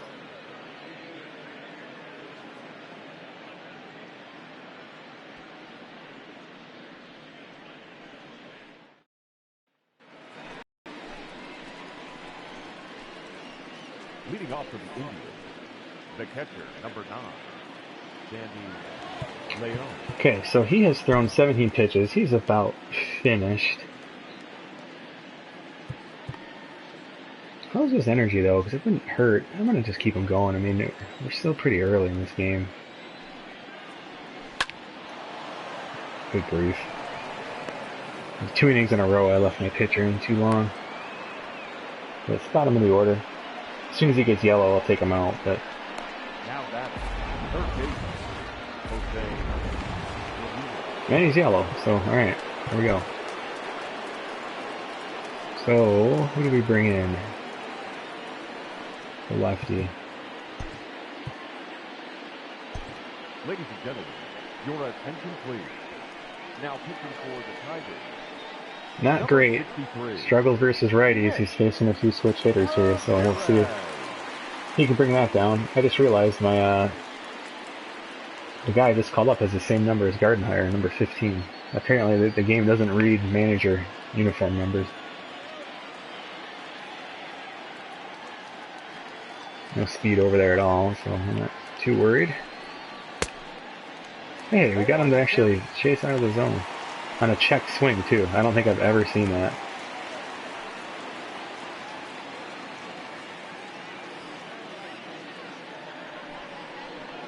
Ball.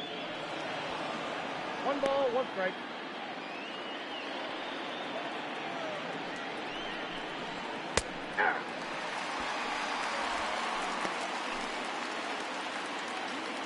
Yeah, we're going to go change up. Low and outside here. Ooh, almost got him.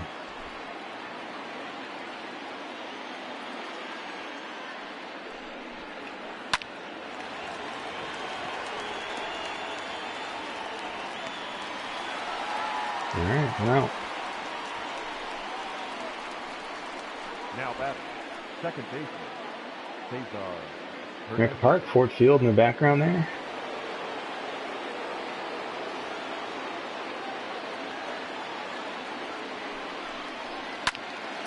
Double play. Should be easy. Alright, Nick Ramirez. That'll help your versus righty average.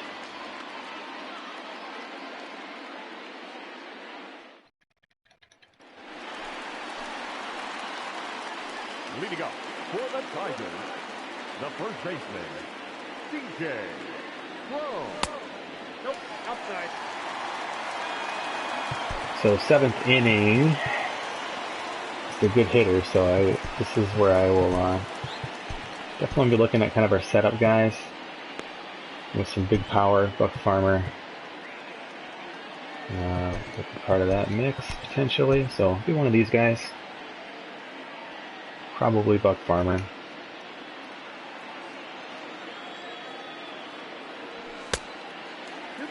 I'm looking for a high fastball, but not that high. High fastball or anything high, high middle. Get there.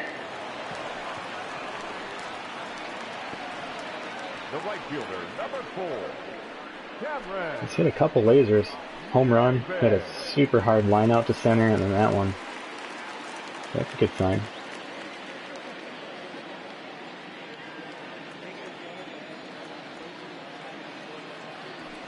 Nope.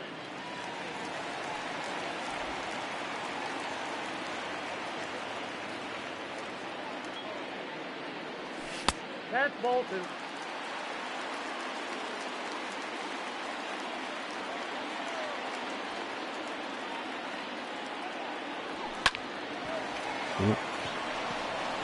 Too eager to swing at that.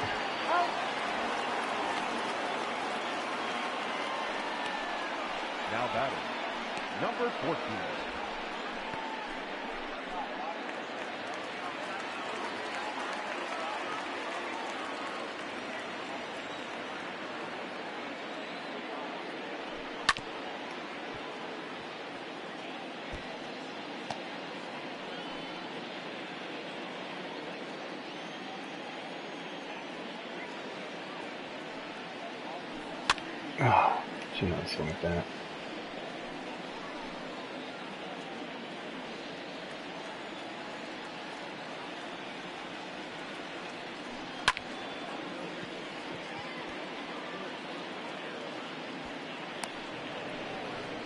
No, just not driving the ball today. I'm just not picking up any hits.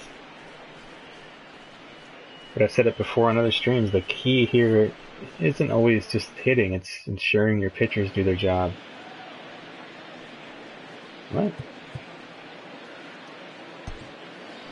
That's weird. I do want to change him, but I don't know who yet.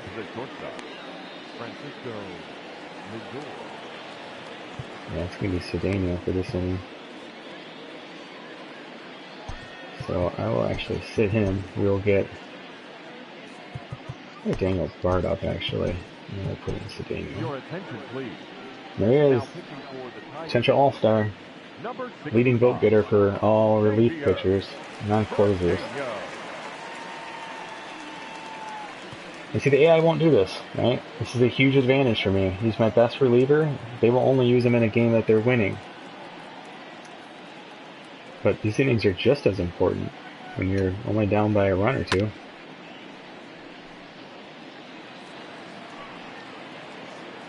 It'd be a very easy thing to adjust the code on, too. It'd be very, very, very easy. It's already built in. All you do is change the range of runs. So instead of, like, you know, 1 to 3 with the lead, you change it to negative 1 to 3, or negative 3 to positive 3, or something like that. That's it. It's been years. It's been like this. 1 ball, 2 strikes.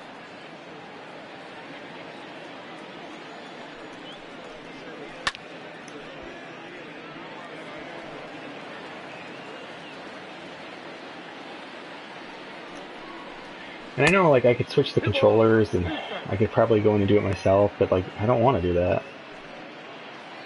Other shit to do. Got time for that. 3-2.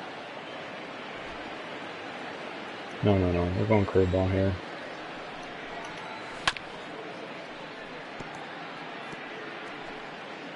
Going curveball again.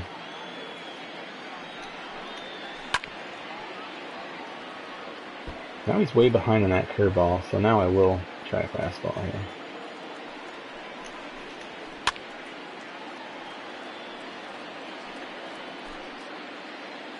Tank pitch already.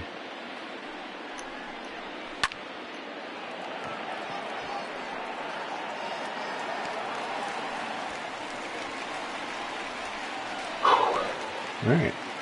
Well. The batter, the right fielder. Oh, cool, Hoosier. There are a handful of administrators for that, so they're pretty good about checking it. And I know the new tournament starts at midnight tonight, Eastern. So someone will get you in there. If it's not tonight, it'll be tomorrow. But yeah, that's awesome. Hoosier had just joined our Sim Sports Gaming Golf Club Society, so kind of a private little weekly tournament that we do. It's been fun. I'm middle of the pack. I finished 4th in this tournament, I believe. I should be. Got some guys who are really good. We got some guys who just got the game and are shooting like plus 25. It's an awesome game. I truly think it's the most realistic sport game in the last couple of years I've played. Really, really good. Especially if you like golf. Their online setup's really nice. There's no microtransaction crap, or at least not like you're used to seeing. It's just really good. Really, really clean. Putting is a bitch, though, just a heads up on that. It's an absolute bear. So get some practice with that. And it's more just the greens are really lively in some of these custom courses that make it challenging. But it's still fun. It's just a blast. What's going on there? So power, and just throw him a curveball. Again, man, go ahead and try to hit it. You can put up in the zone. Power hitters typically struggle more against, and it's not that they struggle more, again, it's just, one, you're not going to generate as much power. The ball that's moving, it's always harder to hit, or at least square up.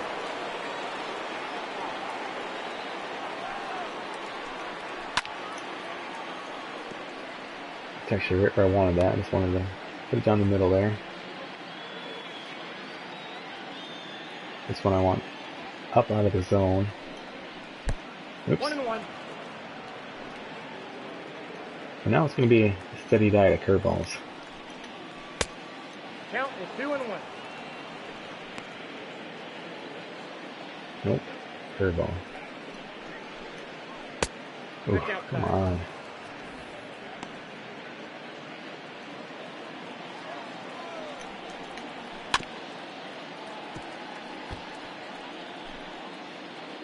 More curveballs.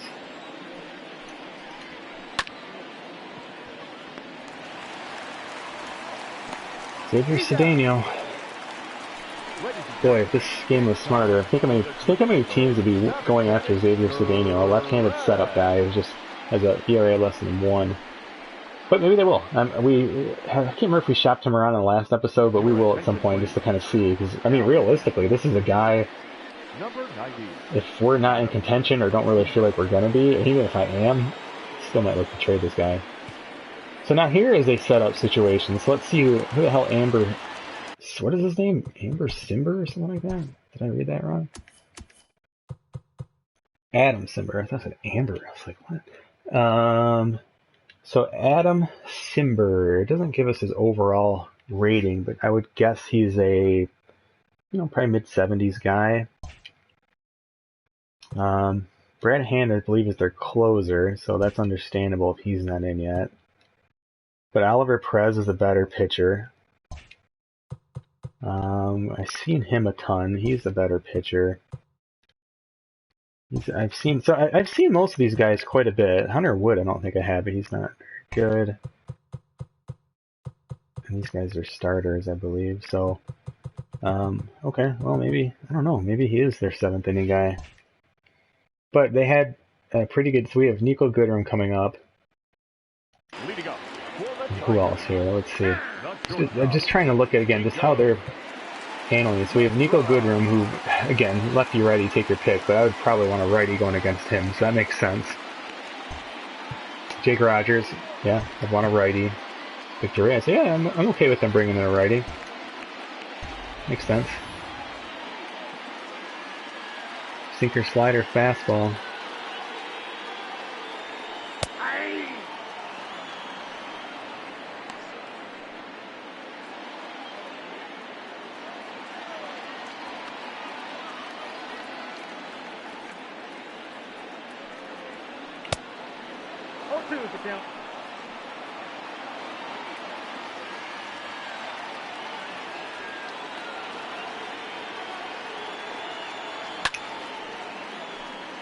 Contact swing there.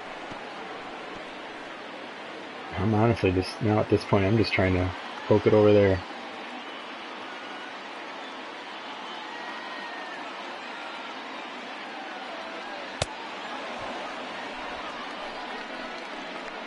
Man, he strikes out a lot for me. He's a good shortstop though, so he will keep playing. We don't have many options at short.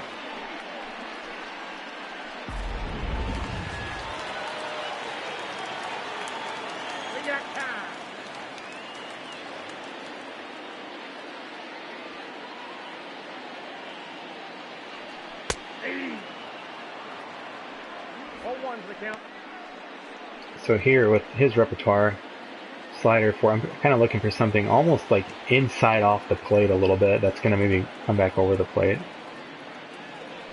Something like that. This one I missed it. It's really... Now I got to look everywhere.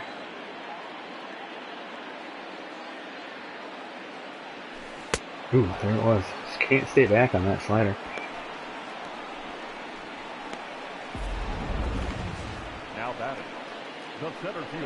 Yeah, Hoosier, you'll be fine. There's a good range of talent in there. It's just fun. And then we have the Discord chat for that as well. So that's up on the SSG website.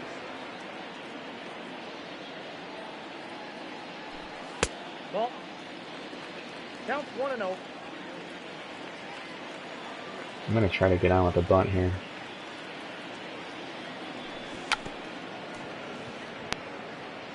Nope, that's Foul. He's still back.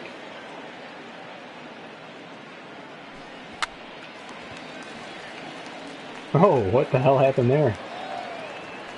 I did a really late bunt. That was weird. Now batting, third base. He just didn't want to field it. He's like, I don't care. I don't get paid for this. Throw.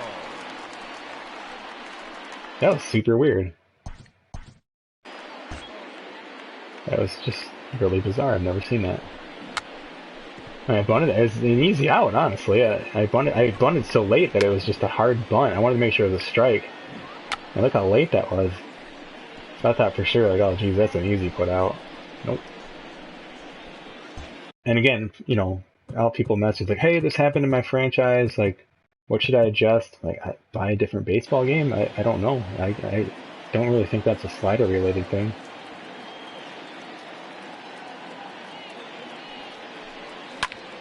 That's down.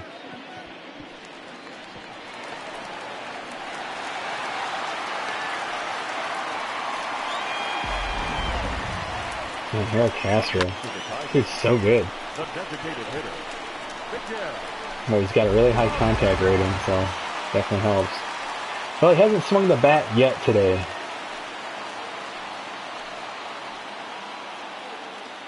Could that be ironic in a way here? Let's see.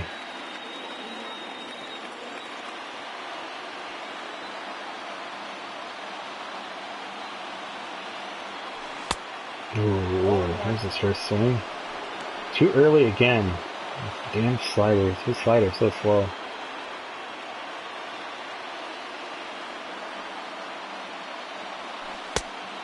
got a ball, one strike.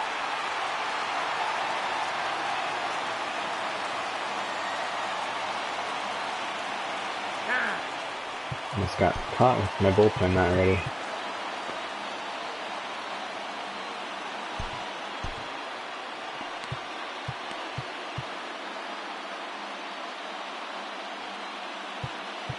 It'll be one of those guys, though.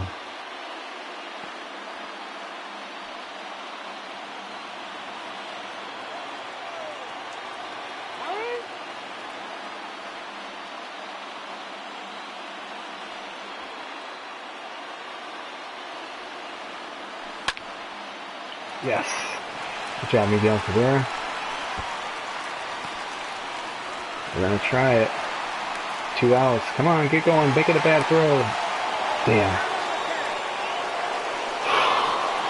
Probably didn't need to, but I was kind of banking on a bad throw. Damn. Hindsight. Probably shouldn't have done that, but I'm also a big believer in just like go with your first instinct. And like as soon as I hit that, I was like, 2 are scoring. Leading off to the Indians, the first baseman, Carlos Santana. Well, it was a 1-run game. Decisions, because he is not as good of a pitcher as Buck Farmer has been for us. I gotta go with Buck Farmer. He's just been super good. Plus, there are some guys with some power coming up. Ladies and gentlemen, your attention please. Now pitching for the Tigers, number 45, Buck. That's a good piece of hitting by Miguel Cabrera. Can we still see that replay? I think so, right? Yeah, this is a slider that was in. Just finally was able to stay back on it, just enough.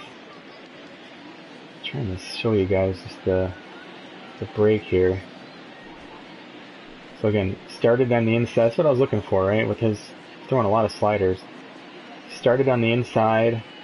And again, I don't care about his delivery. I don't care. I've already kind of memorized that ball comes out right around where his glove starts to come off, right?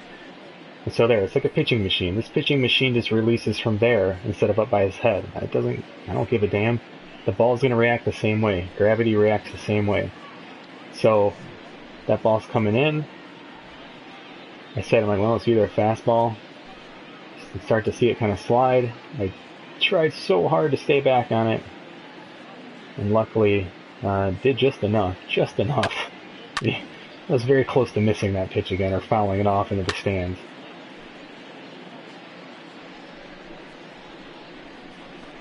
Again, little line drives, that's all you need. Now that one got to the wall, right? No problem getting to the wall. But still not very... I mean, a ball hooking this much, this ball should get into the corner, and I don't understand it, because last year or the year before, whenever they introduced this, it did. They did a really good job with it. Here's the ball going over the third baseman's head right here. And that ball just is no longer hooking. Like, it doesn't, I don't think it ever gets to the corner, does it? Where's the ball at? I lost it. There it is. This ball never gets to the corner. It never even rolls foul. Like, it's just not realistic at all. And it wouldn't have for a while, another 20 feet. That ball should be here. It should be rolling, kind of bouncing around. The runner, the batter probably the fielder takes a little bit of time to get it. And then that run probably is scoring. And so again, kind of going off a feel, it felt like that guy should score. And he didn't. And he's not very fast. But it's those little things, right? You have to like kind of know the game versus real life. So, you know, I saw that kind of hop step, and I'm like, okay, he's taking forever. Like, let's go with this, because that throw's got to be accurate, which it was. And then I was like, okay, now this throw has got to be accurate, which it was. So I mean, that was just a bang play. I think even seeing this on a replay now, like, I'm glad I tried it, because that was just a really good relay by them. And if he was a little bit faster, I would have scored it, but that was a really good relay. Let me check the chat here. I haven't checked in a while. My league stats and look at stolen base. Yep. Just looked at my franchise league average, 15th place. But see, that's not necessarily league average either, 15th place. Like that's the median team, right? And there is a slight difference. So yeah, but I'll definitely look at it for sure. Yeah. All right. Let's focus on pitching. As I've said, this is right now in this kind of game, this is just as important as hitting.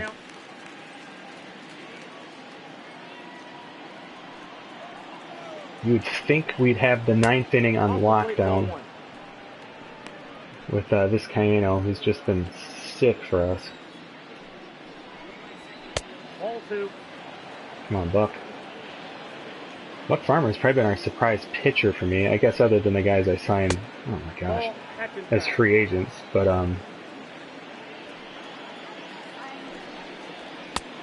and Buck Farmer was like, I think, one of the last relievers I put on this team to start the season, and he's turned into our righty setup guy.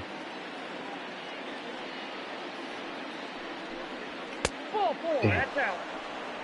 It's what, 5 or 6 walks today for us.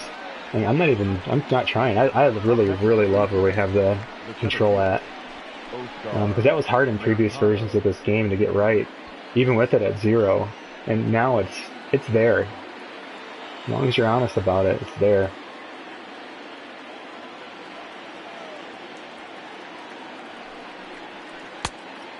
Come on. Do you want to get a couple guys up here in case he's got some trouble? I like Bard. Jimenez is good. Okay. Oh my gosh, this ump. These are big calls. Ball in.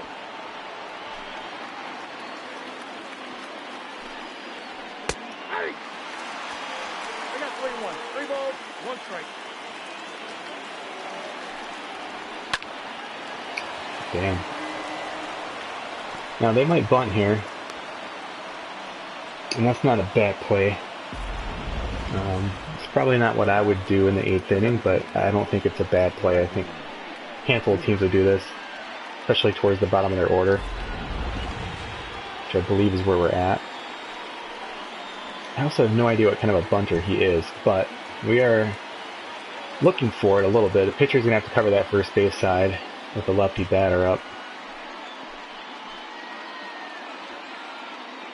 He's not bunting. 0-1. It's good. Don't want to be too predictable. Maybe the bottom of the 8th they're bunting, right? There's a little bit of a difference there. 1 ball, 1 strike. We still have 2 more at bats. It's a lot.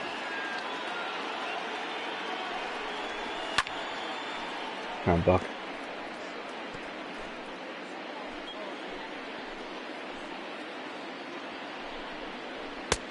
Beautiful. This Gaskin, he was looking breaking ball. Got a pull at bat.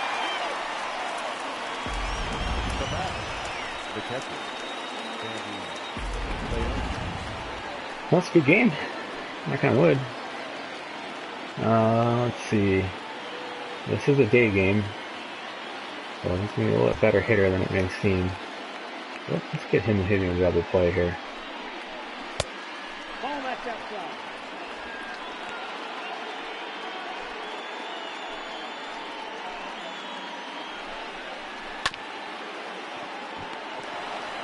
Got it. Oh, no. Now batting. That should be an error.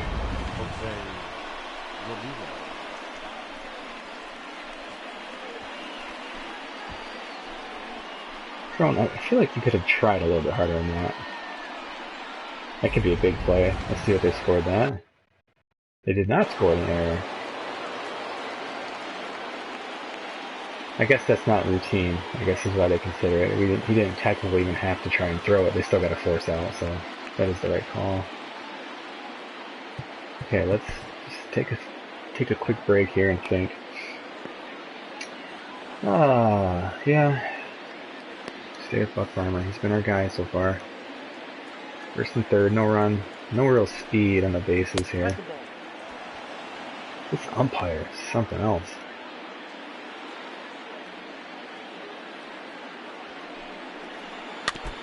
That's a really good pitch there.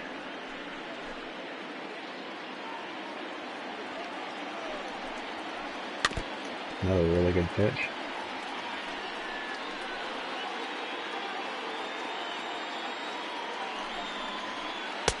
Beautiful. That was a really, really good at bat for Buck Farmer.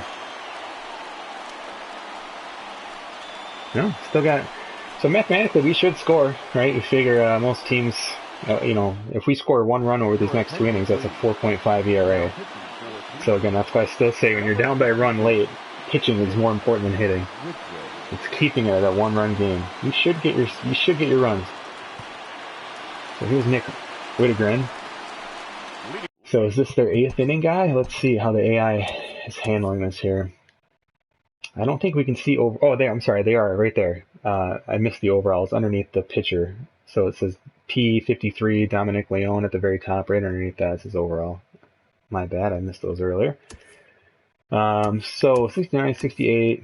They went to Whittegren, who's a 76. Hands their closer.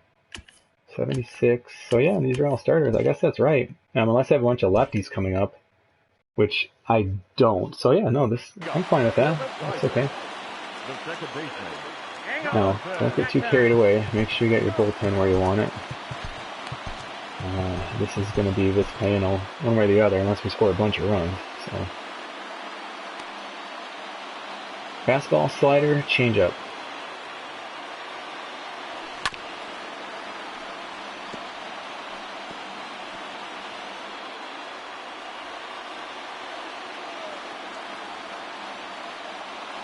Oh God, Stroke just what a bad game today for me. Gotta block that out though. Forget about it.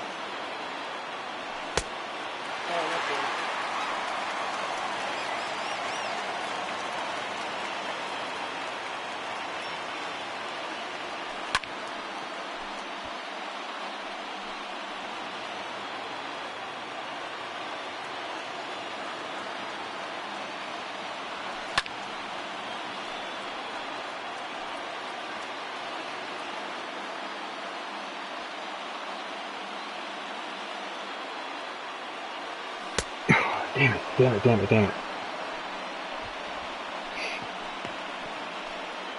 I time those up, I mean, it's a home run. It's a high changeup. That is really hard to lay off of.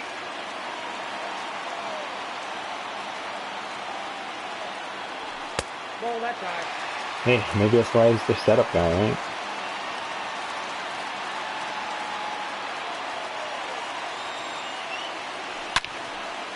Oh, God, are you kidding me?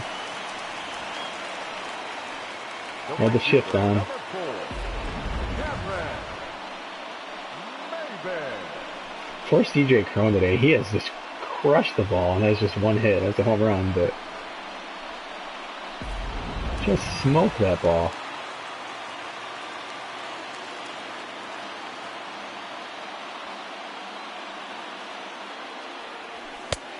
Ah, I tried to shut my swing there.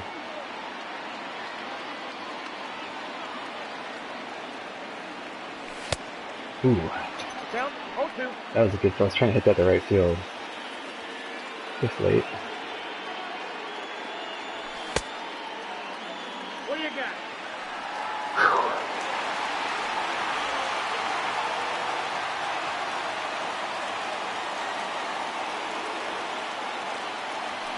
Yep, good pitch.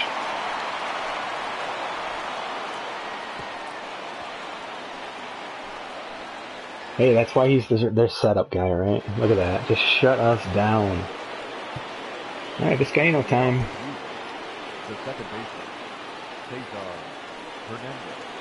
Your attention, please. Dude's just been crazy good for us.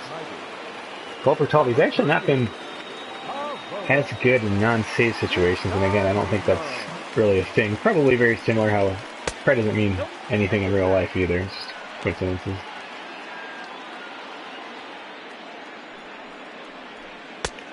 Ball, that's outside.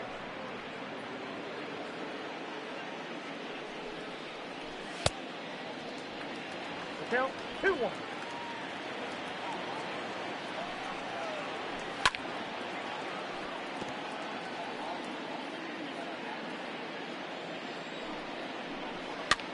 Ooh, come on, that should be a strikeout. He's not touching that.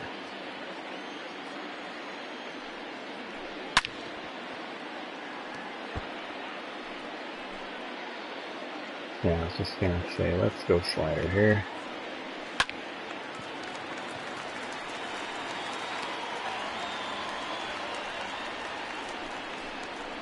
Got Cabrera, nice game today though. 3 walks. Guess they scored. Did they score a double? Let's see. I feel like they should have. No, they didn't. I guess it was just a single. Maybe he didn't get the second before I got thrown out, but either way.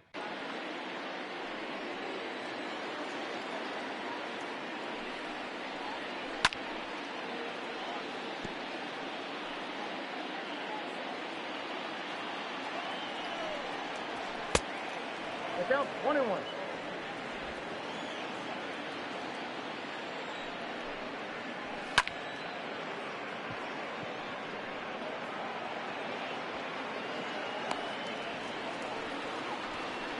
Definitely a winnable game for us. It'll be disappointing if we don't come back.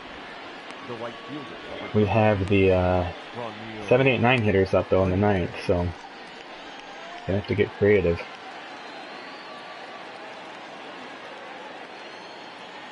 Pitch out of the zone here. 1-0. First ball hitter, no reason to, especially if nobody on base, no reason to give in on that. Hey.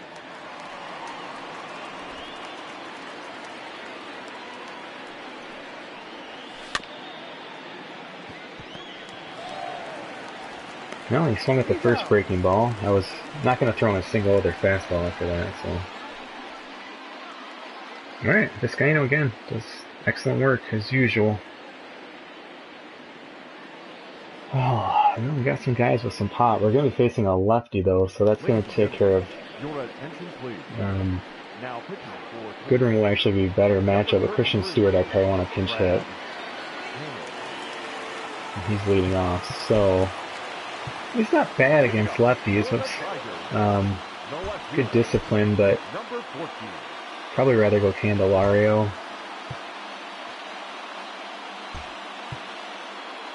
Excuse me. Oh yeah, I forgot about Jordy Mercer. Yeah, we gotta go Jordy Mercer here. He's been good for us. Your attention, please. Alright, Jordy. So what do we got here? Slider. Pretty much all similar speeds except for the primary slider pitch.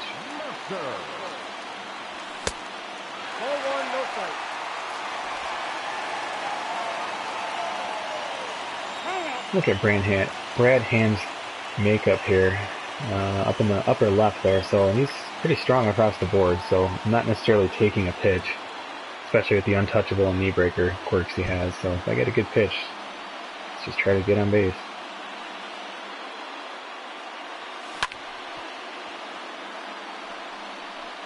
That slider moves a lot.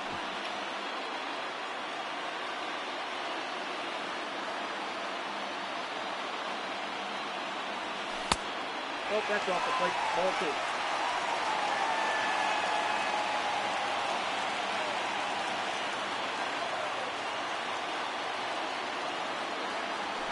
Oh, damn. Can't get up high enough.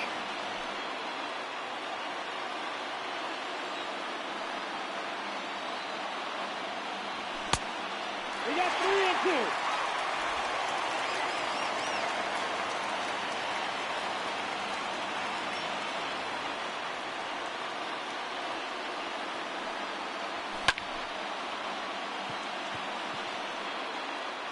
Damn.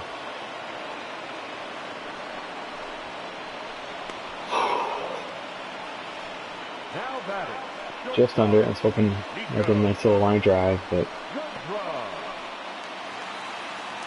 so Nico's got really good contact. They don't have the shift on this time. He's got good contact against lefties, I should say. But he doesn't have the power that he does against righties, but it's okay.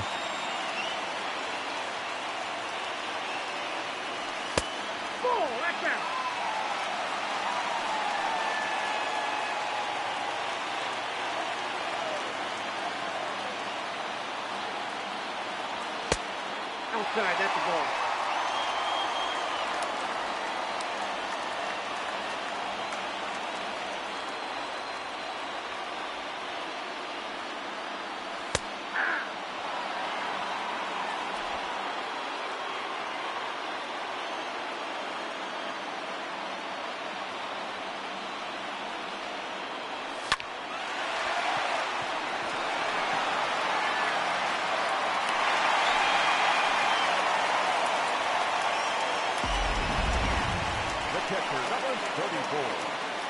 Just a frozen rope there. Good hit. A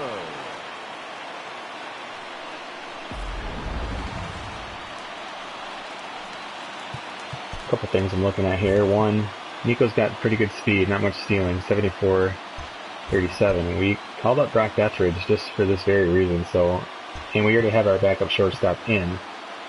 So these are easy switches because he can move to shortstop and Deathridge can move to left field. So I am going to, even though Goodrum's got good speed, and I don't know if I'm going to steal. It's not necessarily a given. His stealing's 59, but either way, I'm definitely in a pinch run. That's why he's in. Got to change his uniform number, though. He's got Gardenhire's uniform. He's like this tiniest baseball player. He's super smooth. Now Jake Rogers. Against lefties, it's actually not bad. He doesn't have much clutch, which there's no runners in scoring position. I don't know if that plays into late innings. I forget. I also don't really have a guy who's a huge upgrade. Austin Romine, he can obviously catch. He's got more clutch. But I kind of want to just ride with Jake Rogers.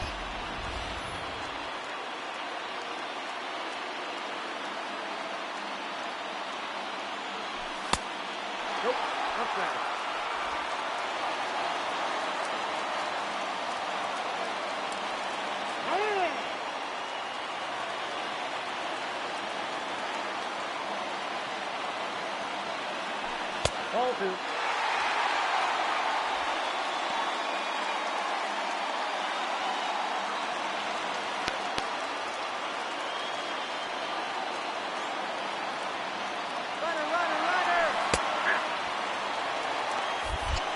Oh, you've got to be kidding me. I had an extra lead and everything. I was going to actually hit and run on that, but when I saw he got the extra step, I was like, oh, he's got this stolen. I can't believe that. That's a bummer.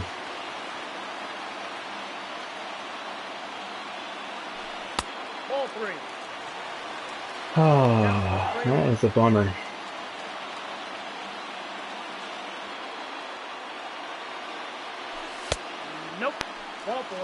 Especially now. Just walked our 9-hitter in 4 damn pitches.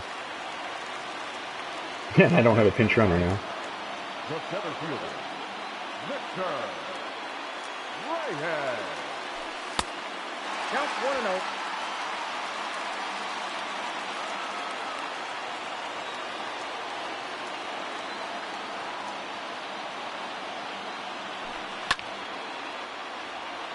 No. Damn. That's a bummer. I'll also check out their catcher. Their catcher threw out 2 guys today. So I want to actually check that first. Just Sandy Lowe. I think he's a pretty good... The final line score for this afternoon's ball game. Can I not see their guys here? We'll have to check after the game. But let's do the...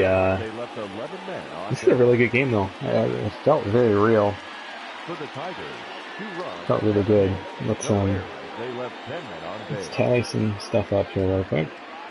Time of the ball game, 2 hours and 47 Alright, minutes. so our batting average ball and play calculator For joining us here this afternoon. for Detroit, we had just 30 at bats. Wow. 7 hits. Home runs, we had the 1. Sacrifice flies, none. Strikeouts, 8 today. So our batting average on balls in play was 286. So again, that's definitely in the range there of realism. 2 doubles and a home run, so that ratio looked good. And again, these don't have to be like this every time, but just, whoops, what did I just do? Caught stealings, those were bummers for sure. Turnbull didn't pitch great. Actually pretty wild, 4 walks in 4 innings. We had 6 walks today. 8 strikeouts, but that's very nice to see in the slider set, is it not? Look at all those wild pitches. 3 wild pitches today. Thanks. Any unearned runs? Nope. Man, 3 runs and we lose. That's a bummer. Alright, so for Cleveland, let's reset this. They had 34 at-bats. It's just going to be pretty similar to ours. 8 hits. They had the leadoff home run in the very first batter. Sacrifice fly, none. Strikeouts, 8. They were 280, so we were, again, right around the same range. Yeah,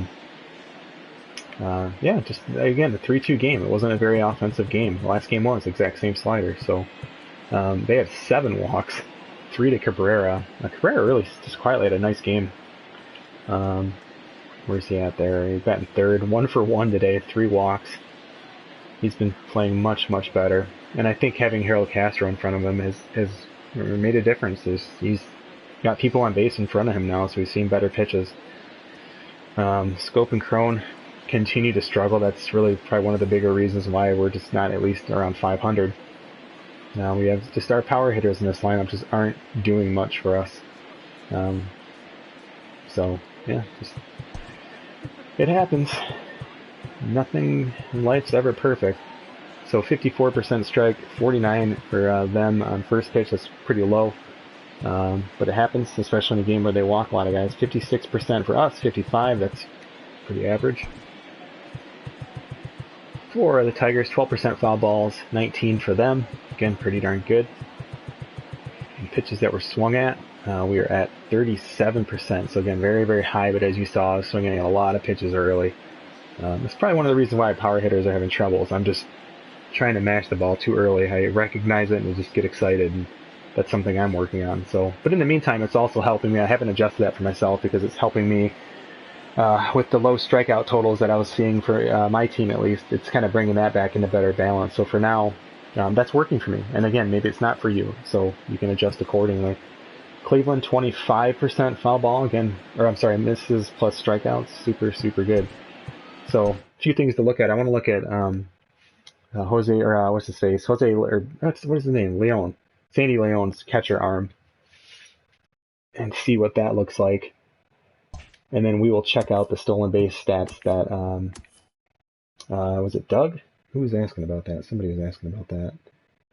And anything else that you want to look at. So, yeah, it was Doug. And yeah, I'm planning to do head coach or college. Not sure. I don't know. I would like to play both. We haven't done head coach in so long. I feel like we have to do that one next. So that's my plan. But I want to look at Sandy Leone here. So, oh, he's usually their bench one. He does not have a good arm at all. It's not bad. It's still considered above average. That's surprising. I thought he was a pretty good catcher. Oh, I'm thinking of Perez. Yeah, Perez is a really strong catcher. So look at his the photo for him is kind of ridiculous. That's hilarious. All right. By the way, our catcher, pretty solid. I talked about Jake Rogers just kind of struggling. Look at his blocking, right? So that's a huge thing. Like I'm hoping that develops, and it is, but it's tough, right? Didn't kill us this game or anything, but could have. So let's advance the day, and we'll get kind of a more accurate picture of those stats here. Turn that crap off. Oops. Let's see. Anything going on in the world of the league? Not a whole lot. So Jose Godoy, Cardinals call up him. Get some minor league injuries going on. Yadier Molina hurt. Just a pulled calf though. So hence the call up there by St. Louis. We have some scouting back. Let me save this and then we'll look at all that stuff and we'll even look at scouting again.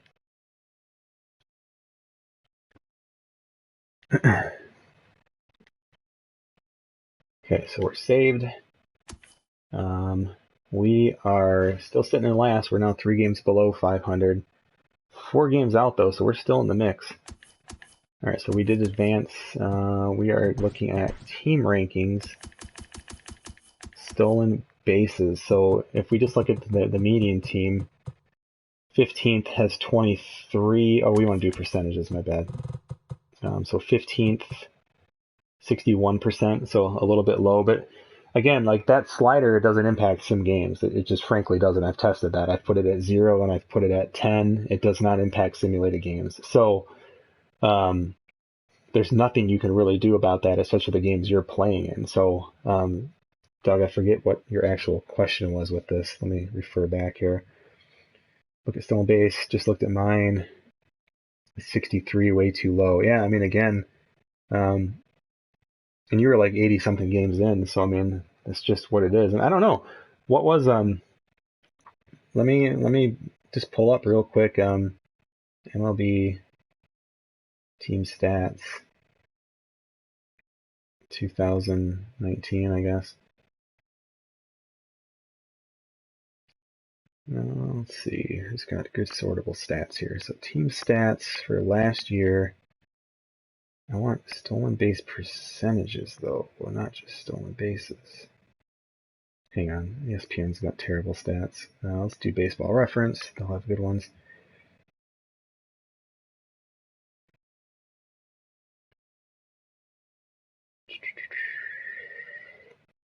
Where's stolen base percentage? I guess I can manually do it, but I'm just too lazy. Let's see. Advanced batting, maybe?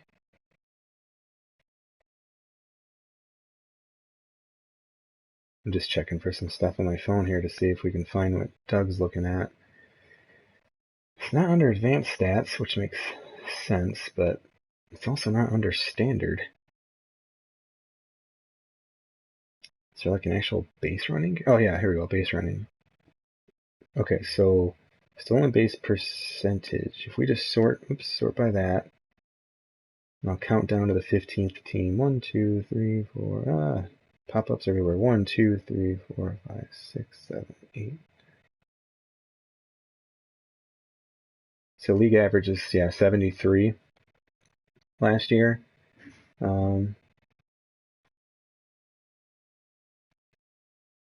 The 15th place team had 72. So if we go back to the previous season,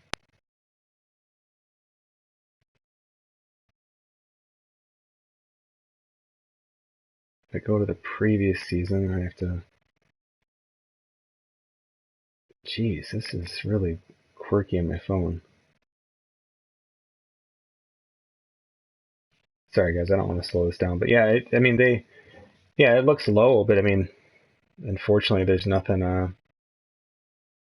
you can do about that. Unfortunately, I mean, I guess you could go in and maybe edit all of the catchers, or that's going to be a lot easier than editing all the base runner speeds. So you could do that, but that's going to be more just simulation AI related, roster related. Sliders are by far a distant. The sliders don't impact it. They just don't. Like I said, I've tested it with them up and down, and it just doesn't impact anything. So. I don't know. Yeah, but I mean, they are a little bit low, but I would just chalk it up to, like, I don't know, maybe just catchers are just getting better. Pitcher, it is something that teams focus on a lot more. Teams are getting better at it. And what I'm saying by that is like throwing runners out, holding runners on. So, as silly as it might sound, we got to be pretty damn low. We don't steal a lot. Yeah, we're barely over 50%. So, our third place guy is 25%. Yikes. So, yep. Yeah, it happens. But let's take a look at our scouting. We get some new reports back, so only one, though. Mikey Krause has learned all he can on Ray Stanford. I always want to call him Ray Lankford. So Ray Stanford checks in decent, but I'm not thrilled. Oh, yeah. Again, a guy I'd like to get in the draft maybe later. Love his speed. I love that he can play solid center field. But this is kind of like a 9-hitter guy here, especially injury rating high, maybe a bench player. So, sorry, can't pick you first overall, that's for sure. So Mikey Krause is ready for a new assignment. Surprisingly, he is our best positional scout. And boy, oh boy, who do we look at here? Let's see here. So Vladimir Delgado, he looks so good, but not with his primary position being first. But again, maybe that power pops. I will consider looking at him. Another first baseman, but I would rather look at the guy without high injury rating, as you can see there. Pablo Juarez, nope. Michael Jock, I guess. Not bad, but again, I'd still rather scout Vladimir Delgado. I'm not even looking at relief pitchers. Jack Dyer, solid, but still not as good. Jonathan Maxwell looks like a really good hitter. Still rather look at Delgado, though. He does look interesting. Dan Pins, not bad. Johnny Quinones, I don't know how to say that. Not super great. Starting pitcher, but again, I'm going to skip on the pitchers because he's not a great pitcher scout. So we'll skip those. Randy Snelling, hey, here we go. Good fielder, can hit. Plate vision and discipline aren't great, but they're at least average. Might take a look at Randy Snelling. He looks good too. CJ Rowan. Pitchers, third base. Nah. Catcher. We haven't seen many catchers popping up.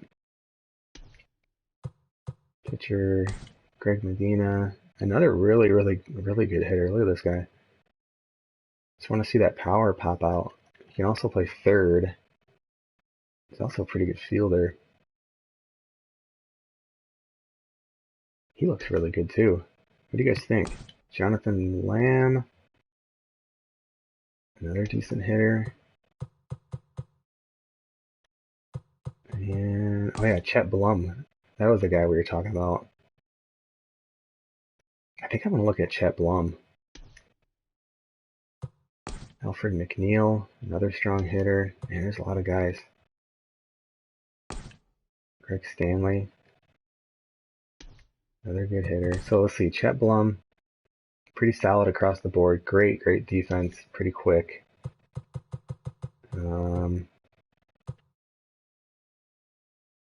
There's a couple first basemen. This was one, Greg Medina. Can also play third. He's got average injury risk, so does he.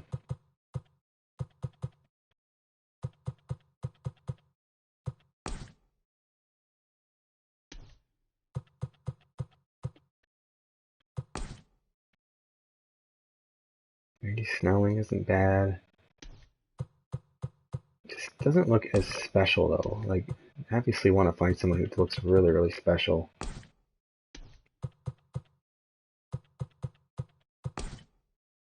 I don't know. I'm really intrigued by this guy. He can also play the outfield. I think we're going to scout him next. All right, let's see how he looks. So, yeah, so I'll check the chat one more time. Again, I'm going to be streaming here momentarily. Again, we're going to be just switching games. Yeah, Ryan. I mean, that's the standard, but again, sometimes you can get some sneaky guys. I mean, if they're an exceptional contact, it's like, what do you say about Ichiro Suzuki? Would you never draft him? He's not a power corner, but he's a friggin' hell of a player, and he's a Hall of Famer. And I would pick him number 1 overall, no problem, if there was a player like that. And so, I mean, really, that Delgado guy, like, he kind of looks like him, right? I mean, literally looks like him, but like, look at his makeup. That's Ichiro, just the right-handed version with more power. And so, and maybe not as good of an arm, but still pretty damn close. That's like a slower, more powerful Ichiro. If he comes back scouted like this, who's just right-handed, but great durability. So like, I don't know. I disagree with that. Like I said, I'm just not a huge. I know it's the thing that we say, right? It's kind of it's a blanket statement. It's a I don't mean a blanket statement. It's a, what am I trying to say? Like, it's just something that we hear all the time, right? It's just it's kind of like baseball scripture that, like, you need power at the corners. Yeah, I mean, but having one out of those 4 guys hit like this, put him in your 2-hole or 3-hole even, I'm good at that. So I'll definitely take a guy like that. Plus, you can tell I can't hit with power hitters in this game apparently. So, but anyway, I'm going to be continuing the stream here, just with a different game. I'm going to take a quick little break, but probably certainly in the next hour, if not the next half hour. So maybe even 15 minutes or so. We're going to get going on the next stream. I'm kind of leaning towards doing some head coach just because I'm starting to forget what the hell is even going on in that franchise, and I don't want that to happen. And then maybe tomorrow we can do some college football in the morning or something. But anyway, you can subscribe to this YouTube channel. That's the best way to keep in touch with everybody. Again, thank you for participating. I'm Mike Lowe. You can find me on Twitter, MikeLowe47, and I'll be back around momentarily. Thanks, everyone.